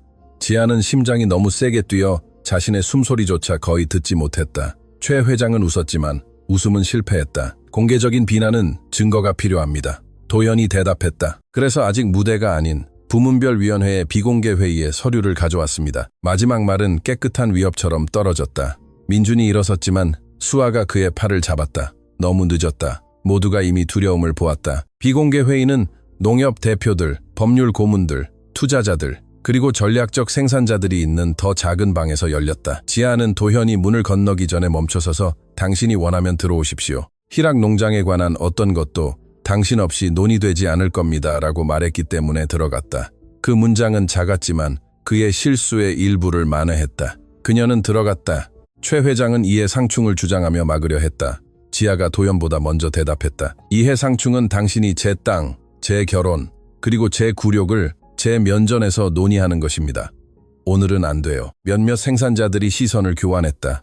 도현은 책상 위에 서류들을 놓았다. 민준과 관련된 컨설팅 회사로의 송금 내역, 공개적인 파혼에 대한 메시지, 이웃 농장들의 매수 옵션 계약, 불공정 조항이 있는 최 씨 집안의 자금 조달 모델, 그리고 대체 경로 차단 시도 증거. 서 변호사는 화상으로 서류의 유효성을 확인하고 있었다.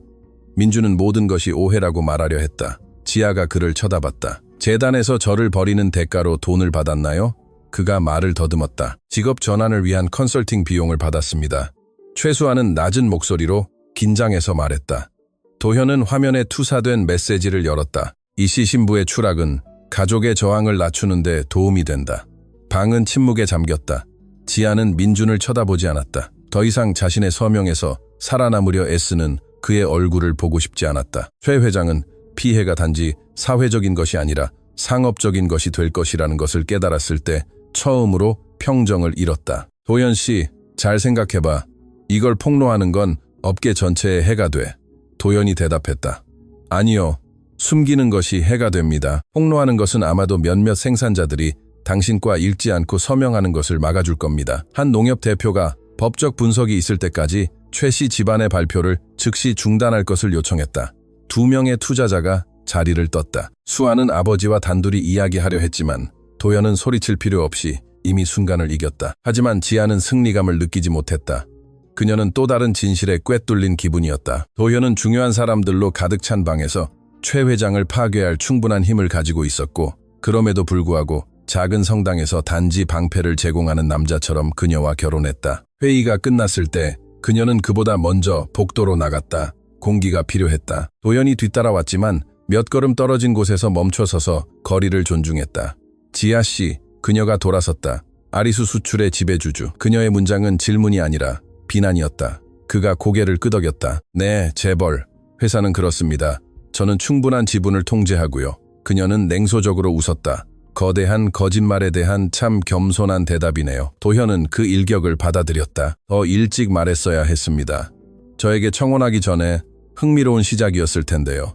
그가 고개를 숙였다. 두려웠습니다. 지아가 팔짱을 꼈다. 뭐가요? 제가 버림받은 날 재벌 농장주와 결혼하는 걸 거절할까 봐요? 당신이 알게 되었을 때 제 제안이 보호에 관한 것이지 매수에 관한 것이 아니라는 걸 결코 믿지 않을까 봐요. 그녀는 한 걸음 다가갔다. 눈이 타는 듯했다. 그리고 숨기는 것이 제가 더 믿게 만들 거라고 생각했나요?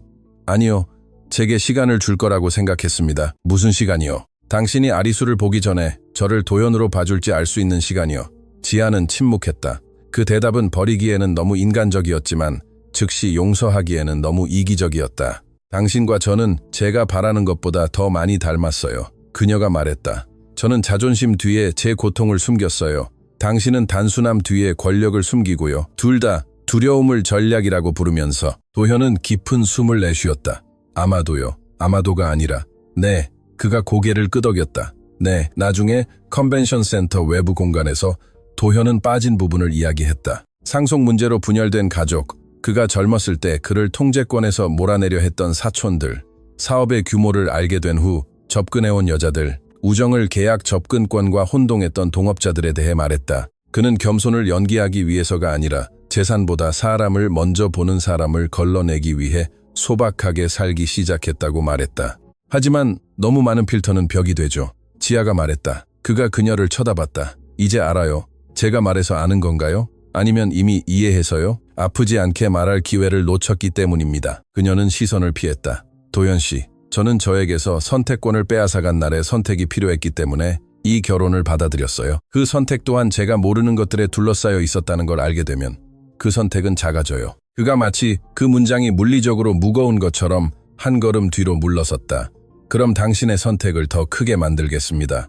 그녀가 눈살을 찌푸렸다. 그가 계속했다. 희락 농장의 보호는 독립적인 계약으로 이전될 겁니다. 당신이 결혼을 파기하기로 결정하더라도 당신 가족은 안전하게 남습니다. 지아는 대답하지 않았다. 처음으로 그는 그녀를 자신에게 묵지 않고 보호를 제공했다. 이것은 어떤 선언보다 더 가치가 있었다. 최 씨 집안 스캔들 소식은 마을에 닿기 전에 업계에 퍼졌다. 그룹의 발표는 중단되었다. 민주는 컨벤션 센터에서 사라졌다. 수아는 다친 트럭에서 아버지와 함께 자리를 떴고 생산자들은 계약을 재검토하기 시작했다. 일반 대중에게 강도현은 화제가 되었다. 아리수 수출의 그 남자. 갑자기 희락 농장에 버림받은 신부와 결혼한 신중한 재벌. 지아에게 그 폭로는 화려함이 아닌 무게감을 가져왔다. 전날 그녀를 절박하다고 불렀던 사람들이 이제 그녀를 농업계에서 가장 강력한 남자 중 한 명의 아내로 대했다. 그녀는 그 변화의 속도를 혐오했다. 복도에서 이전에 그녀에 대해 수군거렸던 한 아주머니가 미소를 지으며 다가왔다. 이지아 여사님, 영광입니다. 상상도 못했어요. 지아가 차가운 섬세함으로 끼어들었다.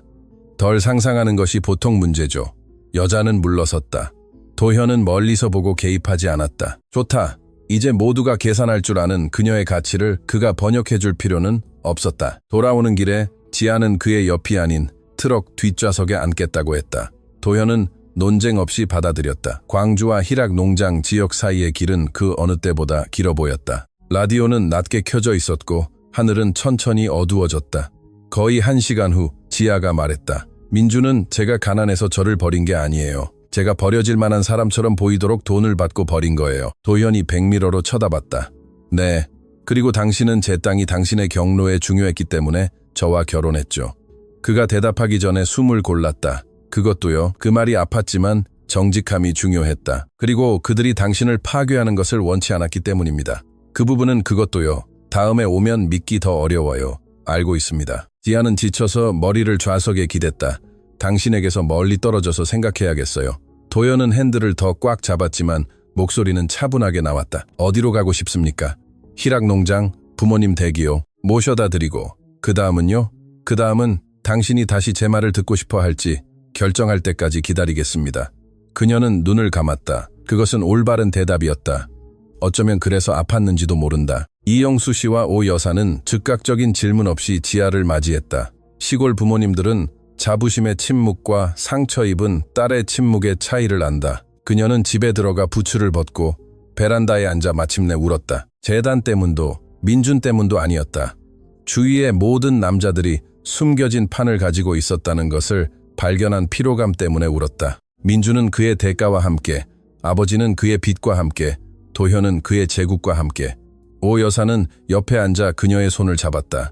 그가 너를 다치게 했니? 지아가 생각했다. 민준처럼은 아니지만 다치게 했어요. 네. 어머니는 고개를 끄덕였다. 그럼 결정하기 전에 숨 좀 돌리렴. 이영수 씨는 슬픈 눈으로 문가에 서 있었다. 딸아, 내가 빚에 대해 말했어야 했는데. 그녀가 그를 쳐다봤다. 그러셨어야죠. 미안하다. 받아들일게요. 하지만 더 이상 저를 아껴주시려고 아무것도 숨기지 마세요. 저는 도자기가 아니에요. 아버지는 고통스러운 미소를 지었다. 결코 아니었지. 멀리서 도현의 트럭이 경적도 울리지 않고 손짓도 기다리지 않고 천천히 떠났다. 지아는 성당 이후 처음으로 엔진 소리가 사라지는 것을 들었다. 버림받지는 않았지만 혼자였다. 다음 며칠 동안 도현은 약속한 것을 지켰다. 서 변호사는 지아에게 희락농장의 독립적인 보호 계약서를 보냈다. 결혼 유지 요구도, 아리수로의 통제권 이전도, 최씨그룹의 공격에 대한 명확한 보증도 없었다. 그의 서명은 이미 거기에 있었고 그녀의 서명만 빠져 있었다. 지아는 함정을 찾으려고 모든 조항을 읽었다. 찾지 못했다. 이것이 어떤 예쁜 말보다 그녀를 더 무장해제시켰다. 도현은 전화하지도 나타나지도 않았다. 셋째 날에 메시지 하나만 보냈다. 서류는 당신 겁니다. 시간도요. 지아는 화면을 쳐다보고 있었다. 항상 경로를 통제하던 남자가 그녀의 반응을 통제하지 않는 법을 배우고 있었다. 어쩌면 이것이 그들 사이의 첫 번째 진정으로 자유로운 제스처였을 것이다. 다음 날 아침 그녀는 계약서에 서명했지만 그의 집으로 돌아가지 않았다. 아직 그녀 안에서 싹 트는 것이 감사인지 사랑인지 아니면 마침내 존중받았다는 안도감인지 이해해야 했다. 그 장의 마지막 밤 지아는 별이 가득한 하늘 아래 희락농장의 밭을 걸었다. 웨딩드레스는 이미 상자에 넣어두었다. 어쩌면 다시는 열리지 않을지도 모른다. 주머니에는 접힌 독립계약서 사본을 가지고 있었다. 이제 매수된 남자로 보이는 민준을 생각했다. 아버지의 패배에 갇힌 최수아를 생각했다. 낡은 부츠를 신은 재벌, 강력하고 두려워하며 관대하고 통제적이며 불가능한 순간에 거짓말쟁이이자 진실한 도연을 생각했다. 단순한 것은 아무것도 없었지만 어쩌면 어른의 사랑은 결코 단순하게 시작되지 않는지도 모른다. 어쩌면 보호가 더 이상 영속성을 요구하지 않을 때 바로 시작되는지도 모른다. 지아는 희락농장과 도현의 농장으로 이어지는 길을 분리하는 울타리 앞에 멈춰섰다. 아직 건너지 않았다. 아니, 단지 길을 쳐다보며 혼잣말을 했다. 만약 내가 돌아간다면 그건 내가 필요해서가 아니라 선택했기 때문일 거야. 바람이 대답처럼 농작물 사이를 지나갔고 성당문 이후 처음으로 이지아는 재단이 더 이상 그녀의 이야기가 중단된 곳이 아니라고 느꼈다. 그곳은 단지 그녀가 다음 장을 쓸 권리를 요구하기 시작한 곳이었다. 독립계약서에 서명한 다음 날 아침, 희락농장은 조용했다. 이지아는 어릴 적 그랬던 것처럼 해가 뜨기 전에 일어나 아버지를 따라 소축사를 처음 한 바퀴 돌고 싶었다. 서명된 서류는 부엌 식탁 위에 바람에 날아가지 않도록 컵 아래에 놓여 있었다. 낭만적이지도 꽃도 서약도 신부님도 없었다. 그럼에도 불구하고 그 계약서는 그녀에게 즉석에서 치러진 성당 예식보다 더 큰 의미를 가졌다. 이씨 집안의 땅은 그녀가 도현과 결혼 생활을 계속할 필요 없이 보호받았다. 민준에게 버림받은 이후 처음으로 지아는 깨끗한 선택을 눈앞에 두고 있었다. 계약 결혼을 무효로 할 수도, 거리를 둘 수도, 자신의 일상으로 돌아갈 수도, 독립적인 생산자로서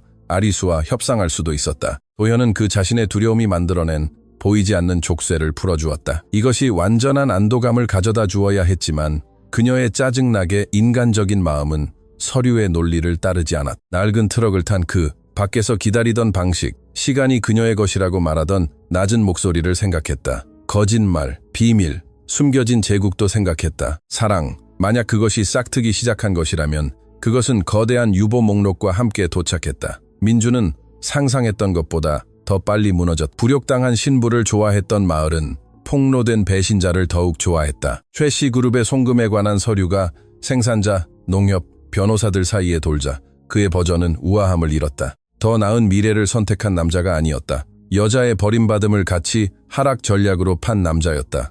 최수아는 며칠 동안 태도를 유지하려 했지만 그녀 가족의 이름이 사업 미팅에서 무거워지기 시작했다. 최 회장은 회의를 놓쳤고 생산자들은 대화를 중단했으며 은행은 계약 재검토를 요구했고 최 씨 집안의 물류 통로 발표는 리스크의 예시가 되었다. 광장에서 민주는 여전히 선글라스를 끼고 차를 몰고 지나갔지만 아무도 이전과 같은 자연스러움으로 그에게 인사하지 않았다. 어느 날 농협문 앞에서 지아와 마주쳤다.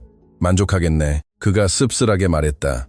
지아는 낭비할 만큼의 분노 없이 그를 쳐다봤다. 아니, 당신이 마을 사람들 앞에서 저를 신부로 세우기 전에 솔직했더라면 만족했을 거야. 그가 턱을 악물었다.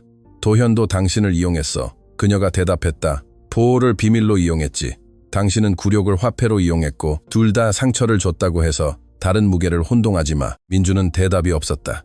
처음으로 지아는 무언가를 뒤에 남겨두고 있다는 느낌 없이 그를 지나쳐갔다. 도현은 약속했던 침묵을 지켰다. 2주 동안 부름받지 않고는 희락 농장에 나타나지 않았다. 꽃을 보내지도 않았다. 선물과 함께 직원을 보내지도 않았다. 이영수 씨나 오 여사를 설득하여 중재를 요청하지도 않았다.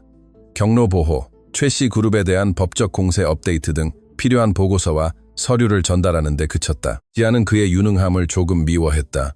집요한 남자는 저항하기 더 쉬웠다. 마침내 닫힌 문을 존중하는 사람에게 저항하기는 어려웠다. 이영수 씨는 딸의 불안을 알아차리고 어느 날 오후 두 사람이 울타리를 점검하는 동안 말했다. 그가 네가 요청한 대로 하고 있잖니. 지아가 철사를 너무 세게 묶었다. 알아요. 그리고 그게 너를 불편하게 하니? 통제라고 부를 수 없다는 게 저를 불편하게 해요. 아버지는 슬픈 미소를 지었다. 때로는 우리가 어깨 위에 손에 맞서 싸우는데 너무 익숙해져서 그 사람이 손을 뗄 때 이상하게 느끼지. 지아는 그를 쳐다봤다. 아버지도 빚을 숨긴 것에 대해 면죄부를 받은 건 아니에요. 이영수 씨는 손을 들었다. 알아. 그냥 명령하지 않고 유용해지려고 노력하고 있을 뿐이야. 그녀는 한숨을 쉬었다. 아버지, 도연, 어쩌면 그녀 자신까지도 모두가 보호하는 것과 다른 사람을 위해 결정하는 것의 차이를 늦게 배우고 있었다. 오 여사는 어려운 말을 사용하지 않고 가장 민감한 부분을 건드렸다. 가랑비가 내리는 어느 날 밤, 두 사람이 부엌에서 파전을 부치고 있을 때 어머니가 물었다. 희락 농장이 이미 안전하다면 왜 아직도 반지를 끼고 있니? 지아는 자신의 손을 쳐다봤다. 예식날 급하게 산 단순한 반지가 여전히 거기 있었다. 독립계약서에 서명한 순간 바로 뺄 수도 있었다. 빼지 않았다. 습관이요. 오 여사는 믿지 않는다는 듯 미소 지었다. 내 딸아, 습관은 불 위에 냄비를 잇는 거지. 그렇게 많은 혼란 후에 손가락에 반지를 두는 건 질문이야. 지아는 침묵했다. 어머니는 계속했다. 돌아가라고 말하는 거 아니야. 멀리 있으라고 말하는 것도 아니고 단지 네가 민준 없이, 마을 없이, 빚 없이, 부자 도연 없이, 구원자 도연 없이 결정했으면 좋겠다는 거야. 그가 너를 붙잡을 방법이 없을 때에 그 남자를 보면서 결정하렴. 지아는 반죽을 천천히 저었다. 또 잘못 선택하면요? 오 여사는 그녀의 얼굴을 만졌다. 그럼 나중에 다시 선택하면 되지. 잘못될까봐 평생 멈춰서 있을 수는 없어.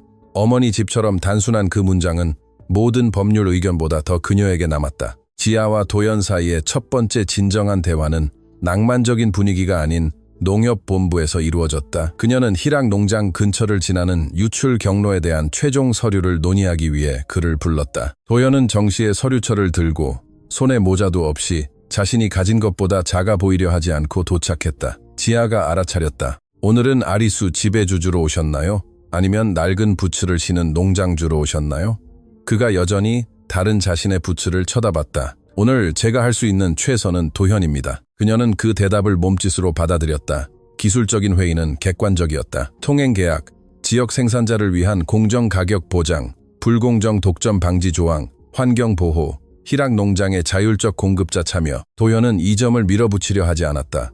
의견이 다를 때 그는 설명했다. 그녀가 한 부분을 수정했을 때 그는 받아들였다. 결국 서류철은 서명되었지만 둘 다 일어나지 않았다. 지아가 깊은 숨을 내쉬었다. 당신이 제게 선택권을 돌려줬어요. 도연이 대답했다. 원래 당신 것이었어요. 제가 그냥 잡고 있는 걸 멈춘 것뿐입니다. 왜 지금이죠? 그가 그녀를 쉽게 용서받지 못할 슬픔으로 쳐다봤다. 당신이 필요해서 머문다면 제가 언젠가 선택받았을지 평생 알 수 없을 거라는 걸 깨달았기 때문입니다. 지아는 그 문장이 정확히 그의 두려움을 건드리는 것을 느꼈다. 만약 제가 떠난다면요? 그럼 계약을 계속 보호하고 당신을 그리워하면서도 그것을 당신에게 불리하게 이용하지 않을 겁니다. 그녀는 대답하지 않고 회의를 떠났다. 그 문장이 그에게서 멀리 떨어져 숨 쉴 필요가 있었다. 다음 며칠 동안 그녀는 마치 자신의 땅과 대화하려는 듯 희락 농장을 방문했다. 밭을 걷고 장부를 검토하고 직원들과 이야기하고 아버지를 듣고 공급업체와 논의하고 서류에 서명했다.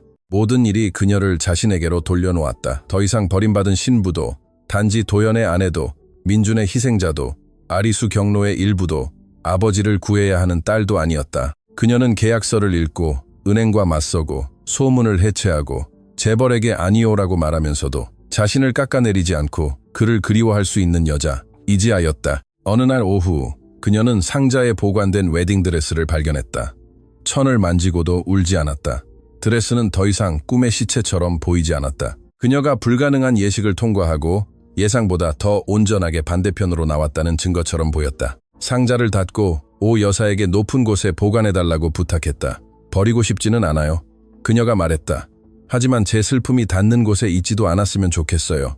최 회장은 마지막 협상을 시도했다. 중간 상인을 희락 농장에 보내 마치 폭로가 단지 상업적 조정으로 처리될 수 있는 것처럼 수정된 제안을 했다. 지아는서 변호사가 통화로 참석하고 도연이 방 밖에 있지 않으면 그를 받기를 거부했다. 이제 자신의 땅을 스스로 방어할 줄 안다는 것을 자신에게도 보여주고 싶었다. 대표는 전략적 재접근, 이씨 집안에 대한 존중, 그리고 예외적인 조건에 대해 이야기했다. 지아는 끝까지 듣고 제안서를 다시 밀어냈다. 최씨 그룹은 제 굴욕을 매수도구로 만들기 위해 돈을 댔어요. 어떤 수수료, 프리미엄, 조항도 이것을 파트너십으로 만들 수 없어요. 남자는 사업이 개인적인 원한으로 오염되어서는 안 된다고 주장하려 했다. 지아가 미소 지었다. 재미있네요. 그들이 제 결혼을 농장 가치를 떨어뜨리는 데 이용했을 때는 전략이라고 불렀죠. 제가 거절하니까 원한이라고 부르고요. 최 회장님께 희락 농장은 돈으로도 피로로도 팔지 않는다고 전해주세요. 대표는 떠났다. 베란다에서 듣고 있던 이영수 씨는 모자를 벗고 눈을 닦았다. 지아는 못 본 척했다. 딸의 어떤 승리는 실수한 아버지도 치유한다. 도연의 농장으로 돌아가기로 한 결정은 마을이 이야기하고 싶어하는 이야기처럼 일어나지 않았다. 해질녘에 말을 타거나 무릎 꿇고 용서를 구하거나 광장 앞에서 키스하는 일은 없었다. 지아는 그냥 맑은 아침에 일어나 작은 가방에 옷 몇 벌을 챙기고 독립계약서 서류를 들고 어머니에게 말했다. 제 남편과 이야기하러 가요. 오 여사는 그녀가 확신하는지 묻지 않고 단지 딸을 안아주며 말했다. 빚으로서가 아니라 지아로서 이야기하렴. 이영수 씨는 가방을 트럭까지 가져갔지만 좌석에 놓기 전에 멈췄다. 그가 너를 받을 자격이 있을까? 지아가 생각했다. 아직 모르겠어요. 하지만 이제 그는 제가 거기 있더라도 계속 자격을 얻어야 한다는 걸 알아요. 아버지는 고개를 끄덕였다. 그럼 가거라. 필요하면 돌아오고. 드라마 없이 주어진 그 자유가 지아를 거의 울게 만들었다. 재단에서부터 싸워온 것이 바로 이것이었다. 도연을 선택하기 위해서가 아니라 돌아올 길을 잃지 않고 그를 선택할 수 있기 위해서. 도연은 그녀가 도착했을 때 소축사에 있었다. 한 직원이 그녀를 먼저 보고 알리러 달려갔지만 지아는 부르지 말라고 했다. 그녀는 붉은 흙위를 혼자 걸어 울타리 근처에서 갓 태어난 송아지가 일어서려 애쓰는 것을 지켜보는 그를 발견할 때까지 갔다. 그는 그녀의 발소리를 듣고 돌아섰다. 잠시 동안 그는 아무 말도 하지 않았다. 승리자처럼 묻지도 주인처럼 다가오지도 않고 단지 얼굴에 드러난 놀라움과 함께 거기 서 있었다. 지아씨, 그녀가 가방을 땅에 놓았다. 희락 농장 계약은 독립적이에요. 네, 제가 떠나도 제 가족은 안전하고요. 네, 민주는 폭로되었고 최씨 집안은 물러났어요. 그리고 저는 더 이상 굴욕당하지 않기 위해 당신과 결혼할 필요가 없어요. 도연은 마른 침을 삼켰다. 알고 있습니다. 그녀가 깊은 숨을 내쉬었다. 그래서 제가 머문다면 그건 필요해서가 아니에요. 그의 표정이 변했지만 그는 여전히 움직이지 않았다. 왜일까요? 지아는 마침내 가는 다리로 균형을 잡는 송아지를 쳐다봤다. 당신이 저를 보호하려다 실수했지만 저를 존중하는 법을 배우고 있으니까요. 저를 붙잡을 힘이 있었는데도 놓아주기로 선택했으니까요. 제가 거리를 달라고 했을 때 그리움을 청구서로 만들지 않았으니까요. 도현은 잠시 눈을 감았다. 지아씨, 사랑합니다. 하지만 이 말이 짐이 되기를 원치 않습니다.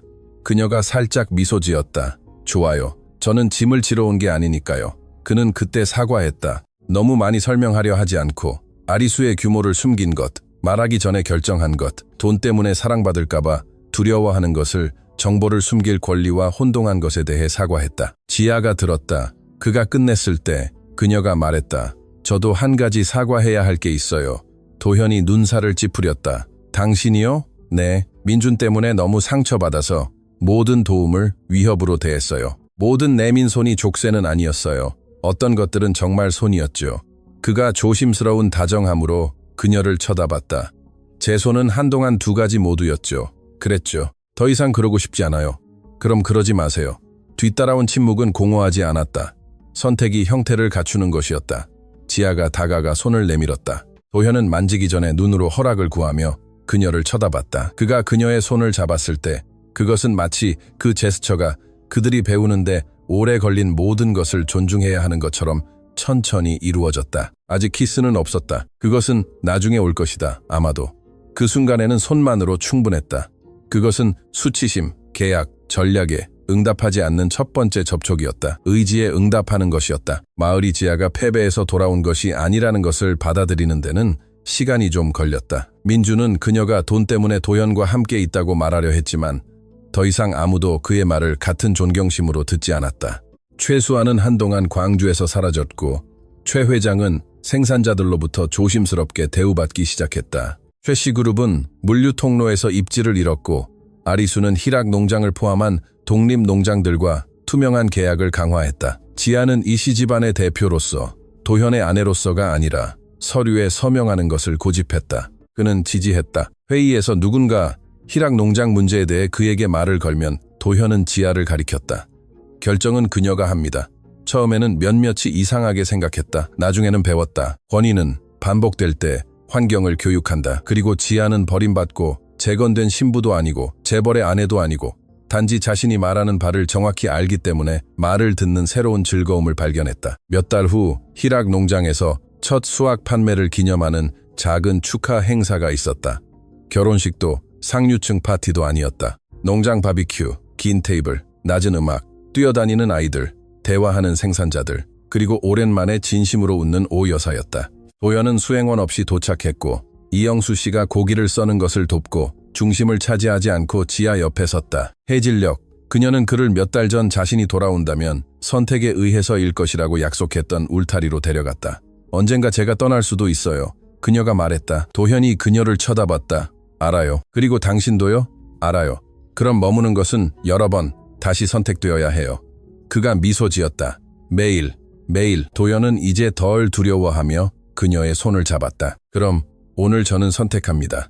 지아는 들판, 부모님, 구원받은 땅, 그리고 더 이상 작아 보이려 하지도 커 보이려 하지도 않는 남자를 쳐다봤다. 오늘 저도요. 이번에 그들이 키스했을 때 지켜보는 마을도 즉석 재단도 서명을 기다리는 계약서도 없었다. 오직 중부지방의 바람과 자유 없는 사랑은 빚이 되지만 선택이 있는 사랑은 마침내 집이 될 수 있다는 것을 배우는 두 사람만이 있었다. 마지막 장면에서 이지아는 행사 없는 아침에 혼자 산타리타 성당으로 돌아갔다.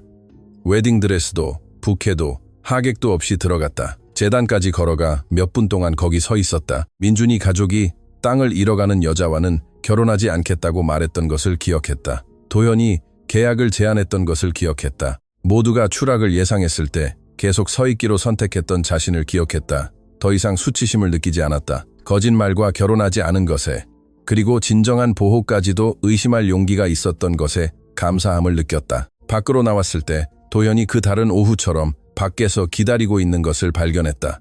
항상 밖에서 기다리나요? 그녀가 물었다. 그가 미소 지었다. 선택이 당신 것일 때는요? 네. 지아가 그의 손을 잡았다. 오늘은 저와 함께 들어갈 수 있어요. 그들은 빈 성당으로 함께 돌아갔다. 예식을 다시 하기 위해서가 아니라 그 장소에 덜 상처받은 기억을 되돌려주기 위해서.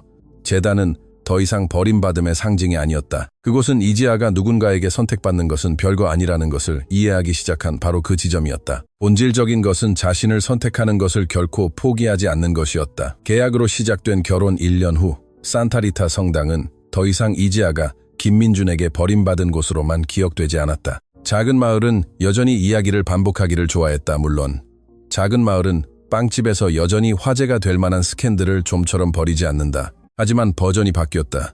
전에는 지아가 땅이 충분하지 않아서 버림받았다고 했다. 나중에는 농장을 구하기 위해 강도현에게 자신을 팔았다고 했다. 이제 희락 농장이 회복되고 아리수와의 계약이 투명해지고 최씨 그룹이 약화되고 민준이 생산자 회의에서 피하는 이름으로 전락하자 사람들은 이지아가 항상 운이 좋았다고 말하기 시작했다. 그녀는 그 말을 들을 때마다 웃었다. 운은 잘못 판단했다는 것을 인정하고 싶지 않은 사람들에게 편안한 단어였다. 운이 아니었다. 고개를 든 채 통과한 수치심이었고 한 줄 한 줄 읽은 계약서였으며 베란다에서 삼킨 눈물이었고 의심의 밤들이었으며 매일 반복된 결정이었다. 다시는 누군가가 자신의 선택권 없음을 운명이라고 부르게 두지 않겠다는 그녀는 여전히 일주일의 일부는 희락 농장에서 일부는 도현의 농장에서 살았다. 여전히 요구하는 조항이 있어서가 아니라 삶이 서서히 두 땅 사이에서 길을 찾았기 때문이다. 도현의 집은 더 이상 낯선 영역처럼 느껴지지 않았다. 이전의 계약으로 그녀의 것이었던 방에는 이제 책, 부츠, 일부러 잊어버린 옷 몇 벌, 그리고 지아가 고집스럽게 사용하는 깨진 컵이 있었다. 도현은 여전히 일찍 일어났지만 알리지 않고 나가기 전에 기다리는 법을 배웠다. 그는 식탁 위에 간단한 메모를 남겼다. 정읍 창고에 갑니다. 점심 전에 돌아올게요. 10시에 농협과 회의. 갈래요? 아무것도 서명하지 않았어요. 당신이 읽기를 기다렸어요. 지아는 이 메모들 중 일부를 서랍에 보관하며 남자가 숨겨진 결정을 내리지 않았다고 알리는 것을 낭만적이라고 생각하는 자신을 비웃었지만 그녀에게는 그것이 중요했다. 허락 없는 보호 끝에 투명성은 사랑의 언어가 되었다. 도현도 자신의 권력 앞에서 변했다. 그는 여전히 원할 때 다른 부츠와 낡은 트럭을 사용했지만 아리수 수출이 단지 먼 사업의 집합체인 척 하는 것을 멈췄다. 그는 지아를 회의에 데려갔고 그녀를 아내로 축소시키지 않고 소개했으며 이전에 침묵의 정당화로 사용했던 가족 분쟁을 설명했다. 그의 친척들 중 일부는 좋아하지 않았다. 한 사촌은 광주에서의 회의 중에 도현이 즉석 결혼해서 온 여자 때문에 너무 많은 삶을 열어두고 있다고 말했다. 지아는 대답을 준비했지만 도현이 먼저 나섰다. 그녀는 즉석 결혼해서 온 게 아니라 당신들이 제 선택이 약점이라고 생각해서 과소평가하려 했던 가족에게서 왔습니다. 당신들 실수죠. 방은 움직이지 않았다. 지아는 미소 짓지 않고 그를 쳐다봤지만 안에서는 무언가 안정되는 것을 느꼈다. 남자가 그녀를 변호해줄 필요가 있어서가 아니라 이번에는 누군가 그녀의 가치를 묻기 전에 그가 그녀를 변호했기 때문이다. 민주는 다른 도시에서 삶을 재건하려 했거나 적어도 자신의 버전을 재건하려 했다. 그가 경로에서 멀리 떨어진 최씨라는 단어가 여전히 불신을 불러일으키는 작은 자재회사에서 일하게 되었다는 소문이 돌았다. 최수아는 몇 달 후 광주에서 한 사업가와 아름답고 차가운 예식으로 큰 반향 없이 결혼했다. 최 회장은 여전히 강력했지만 덜 건드릴 수 없는 존재가 되었다. 이전에 읽지도 않고 그의 제안을 받아들였던 생산자들이 이제 변호사를 요구했다. 그의 몰락은 영화 같지 않았다. 체포도, 전국적인 스캔들도, 거대한 헤드라인도 없었다. 그 같은 남자들에게는 더 나쁜 것, 신뢰의 상실이 있었다. 땅 사업에서 신뢰는 광고보다 더 가치가 있다. 이 지역이 최씨 그룹이 공개적인 굴욕을 인수 전략으로 사용했다는 것을 깨달았을 때 많은 사람들이 다른 눈으로 그의 조항들을 보기 시작했다. 지아는 소리내어 축하하지 않았지만 한 농협이 그녀 자신이 컨퍼런스에서 제기했던 주장을 사용하여 불공정한 계약을 거부하는 것을 보았을 때 미소 짓는 것을 허락했다. 부모님과의 관계도 다른 형태를 띠었다. 이영수 씨는 숨겨진 빚을 인정한 후 희락 농장의 모든 결정에 지아를 부르기 시작했다. 처음에는 과장되게 마치 침묵을 과도한 문의로 보상하려는 사람처럼 했다. 따라, 철사, 사도 되니? 따라, 지점장님과 얘기해도 되니? 따라, 작은 구에게 암송아지 팔아도 되니? 지아는 어느 날 웃으며 그의 손을 잡았다. 아버지, 제가 아버지의 숨쉬는 허락이 되고 싶지는 않아요. 우리 삶을 바꾸는 것에 대해 알려주셨으면 좋겠어요. 노인은 부끄러워하다가 같이 웃었다. 배우고 있었다. 오 여사는 더 조용히 딸을 자부심과 두려움으로 지켜봤다. 어느 날 오후 두 사람이 부엌에서 감자를 깎고 있을 때 말했다. 네가 더 단단해졌구나. 지아가 대답했다. 더 온전해졌어요. 어머니는 생각하다가 고개를 끄덕였다. 그럼 아마 단단함은 여자가 더 이상 굽히지 않을 때 사람들이 붙이는 이름일 뿐일지도 모르겠네. 지아는 그 문장을 유산처럼 간직했다. 지아와 도연 사이의 진정한 시험은 아리수 테이블에 큰 제안이 올라왔을 때 찾아왔다. 한 외국 그룹이 새로운 수출 경로에 투자하고 싶어 했지만 확장은 희락농장 근처 지역에 변화를 요구했다. 불법적이거나 불공정하지는 않았지만 민감했다. 다른 때였다면 도연은 모든 것을 혼자 분석하고 지아를 보호하기 위해 무엇이 최선인지 결정하고 마치 안식처를 건네고 감사를 기대하는 사람처럼 준비된 결과를 제시했을 것이다. 이번에는 그는 베란다 식탁 위에 서류철 전체를 놓았다. 아직 대답하지 않았습니다. 지아가 서류의 양을 쳐다봤다. 아내로서의 의견을 원하나요? 아니면 영향을 받는 생산자로서의 의견을 원하나요? 그가 대답했다. 당신이 원한다면 둘 다요. 그리고 그냥 기다리라고만 해도 괜찮다면 아무것도 아니고요. 그녀가 웃었다. 그거 잘하시네요. 그들은 3일 밤낮으로 지도를 검토했다. 환경 영향, 트럭 경로, 소규모 생산자와의 계약, 집중의 위험, 많이 의견이 달랐다. 그 토론 중 하나에서 지아는 그가 여전히 너무 크게 생각해서 작은 손실을 알아차리지 못한다고 말했다. 도현은 그녀가 때때로 어떤 확장이든 위협으로 혼동한다고 대답했다. 1시간 동안 서운해하다가 다시 테이블로 돌아왔다. 이것이 아마도 성숙한 사랑의 가장 분명한 신호였을 것이다. 항상 동의하지는 않았지만 더 이상 갈등을 무언가를 숨기는 변명으로 사용하지 않았다. 즉석, 결혼, 2주년 기념일에 도현은 보석을 사지도, 서프라이즈 파티를 열지도, 사진작가, 신부님, 음악가, 하객을 부르지도 않았다. 그는 지아에게 가고 싶은지 먼저 물어본 후 늦은 오후에 산타리타 성당으로 데려갔다. 가고 싶지 않으면 그냥 지나가자. 그가 말했다. 그녀는 원했다. 성당은 촌농과 오래된 나무 냄새로 가득 차 있었다. 지아는 제단까지 걸어가 조용히 서 있었다. 도연은 몇 걸음 뒤에 머물렀다. 그녀는 민준이 있어야 했던 자리를, 그리고 도연이 사랑인 척하지 않고 들어서기를 받아들인 지점을 쳐다봤다. 저는 이 장소를 혐오했어요. 그녀가 말했다. 알아요. 나중에는 그가 저를 구했다고 생각했어요. 그것도 알아요. 그녀가 그에게 돌아섰다. 이제는 그가 단지 장면이 끝났을 때 누가 남는지 보여줬다고 생각해요. 도연이 고개를 숙였다. 제가 남았지만 너무 많이 숨겼죠. 배우면서 남았죠. 아직도요. 지아가 다가가 그의 손을 잡았다. 저도요. 그날 밤 그들은 서두르지 않고 농장으로 돌아갔다. 오 여사가 희락 농장에 저녁을 준비해 두었지만 지아는 도현의 집까지 가자고 했다. 가는 길에 그녀는 몇 달 동안 성숙시켜온 무언가를 말했다. 새로운 예식을 하고 싶어요. 도현은 놀라 그녀를 재빨리 쳐다봤다. 파티요? 아니요. 작은 예식이요. 온 마을 사람들 없이, 누구에게도 아무것도 증명할 필요 없이, 계약이 주된 이유가 아닌 내라고 말하고 싶어요. 민준이 도망가지도, 최씨 집안이 위협하지도, 은행이 맴돌지도, 어머니의 명예가 피 흘리지도 않을 때요. 도현은 그녀가 놀랄 만큼 충분히 오래 침묵했다. 그리고 흙으로 된 갓길에 트럭을 세우고 시동을 끄고 그녀에게 돌아섰다. 지아씨, 저도 이걸 꿈꿨어요. 하지만 부탁하고 당신의 선택을 빚으로 만드는 것처럼 보일까봐 두려웠어요. 그녀가 미소 지었다. 그래서 제가 부탁한 거예요. 그가 감동해서 작게 웃었다. 그럼 네, 당신이 원하는 대로요. 그녀가 그의 손을 꽉 잡았다. 우리 둘 다 다시 선택할 수 있는 대로요. 두 번째 예식은 희락 농장 자체에서 본체 근처의 오래된 나무 아래에서 열렸다.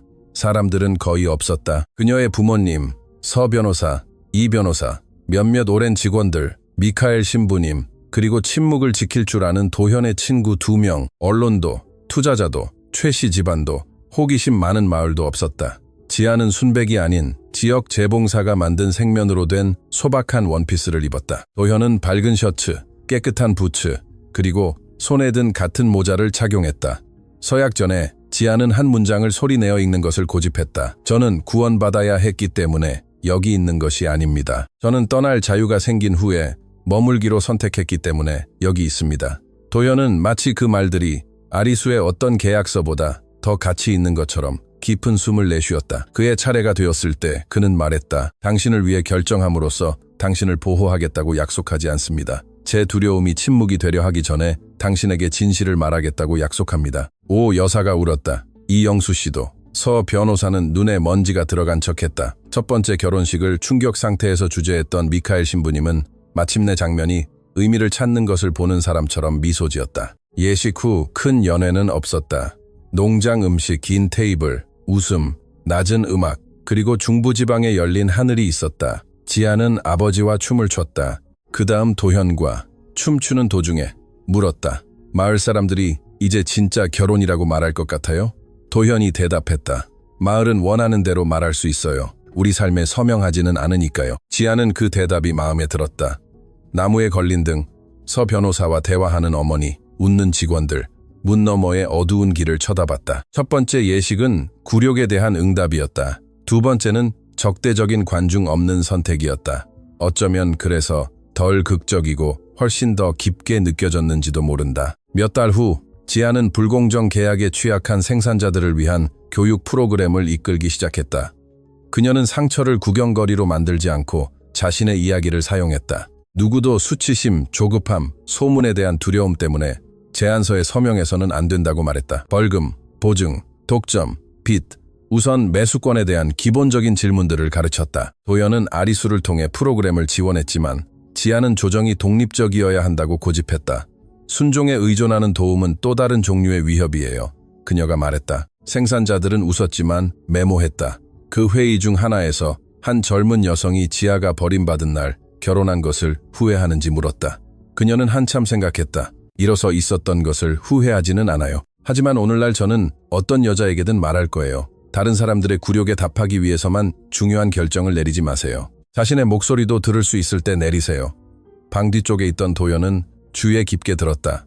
그 문장이 자신에게도 말하고 있다는 것을 알았다. 이 추가장의 마지막 장면에서 지아와 도현은 해 진력해 희락 농장과 그의 농장 사이의 길을 걸었다. 해가 바뒤로 지면서 모든 것을 황금빛으로 물들였다. 멀리 트럭들이 창고를 향해 가고 있었다.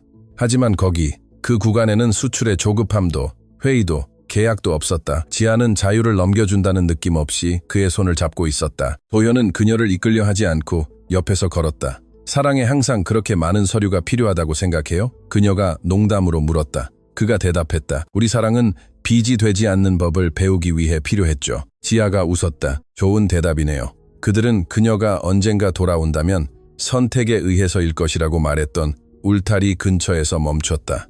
도현은 나무를 만졌다. 돌아왔군요. 돌아왔어요. 그리고 여전히 갈 수 있고요. 그녀가 그를 쳐다봤다. 네, 그래서 머무는 것이 가치가 있는 거죠. 그가 그녀의 손에 천천히 키스했다. 바람이 농작물 사이를 지나갔고 지아는 성당의 제단, 보관된 드레스, 민준, 수아, 최 회장, 소문, 그리고 계약서가 더 이상 그녀의 이야기를 이끌지 않는다고 느꼈다. 그것들은 장이었지, 족쇄가 아니었다. 미래는 마침내 사들이거나 구원받거나 강요당하는 것이 아니었다. 선택되고 있었다.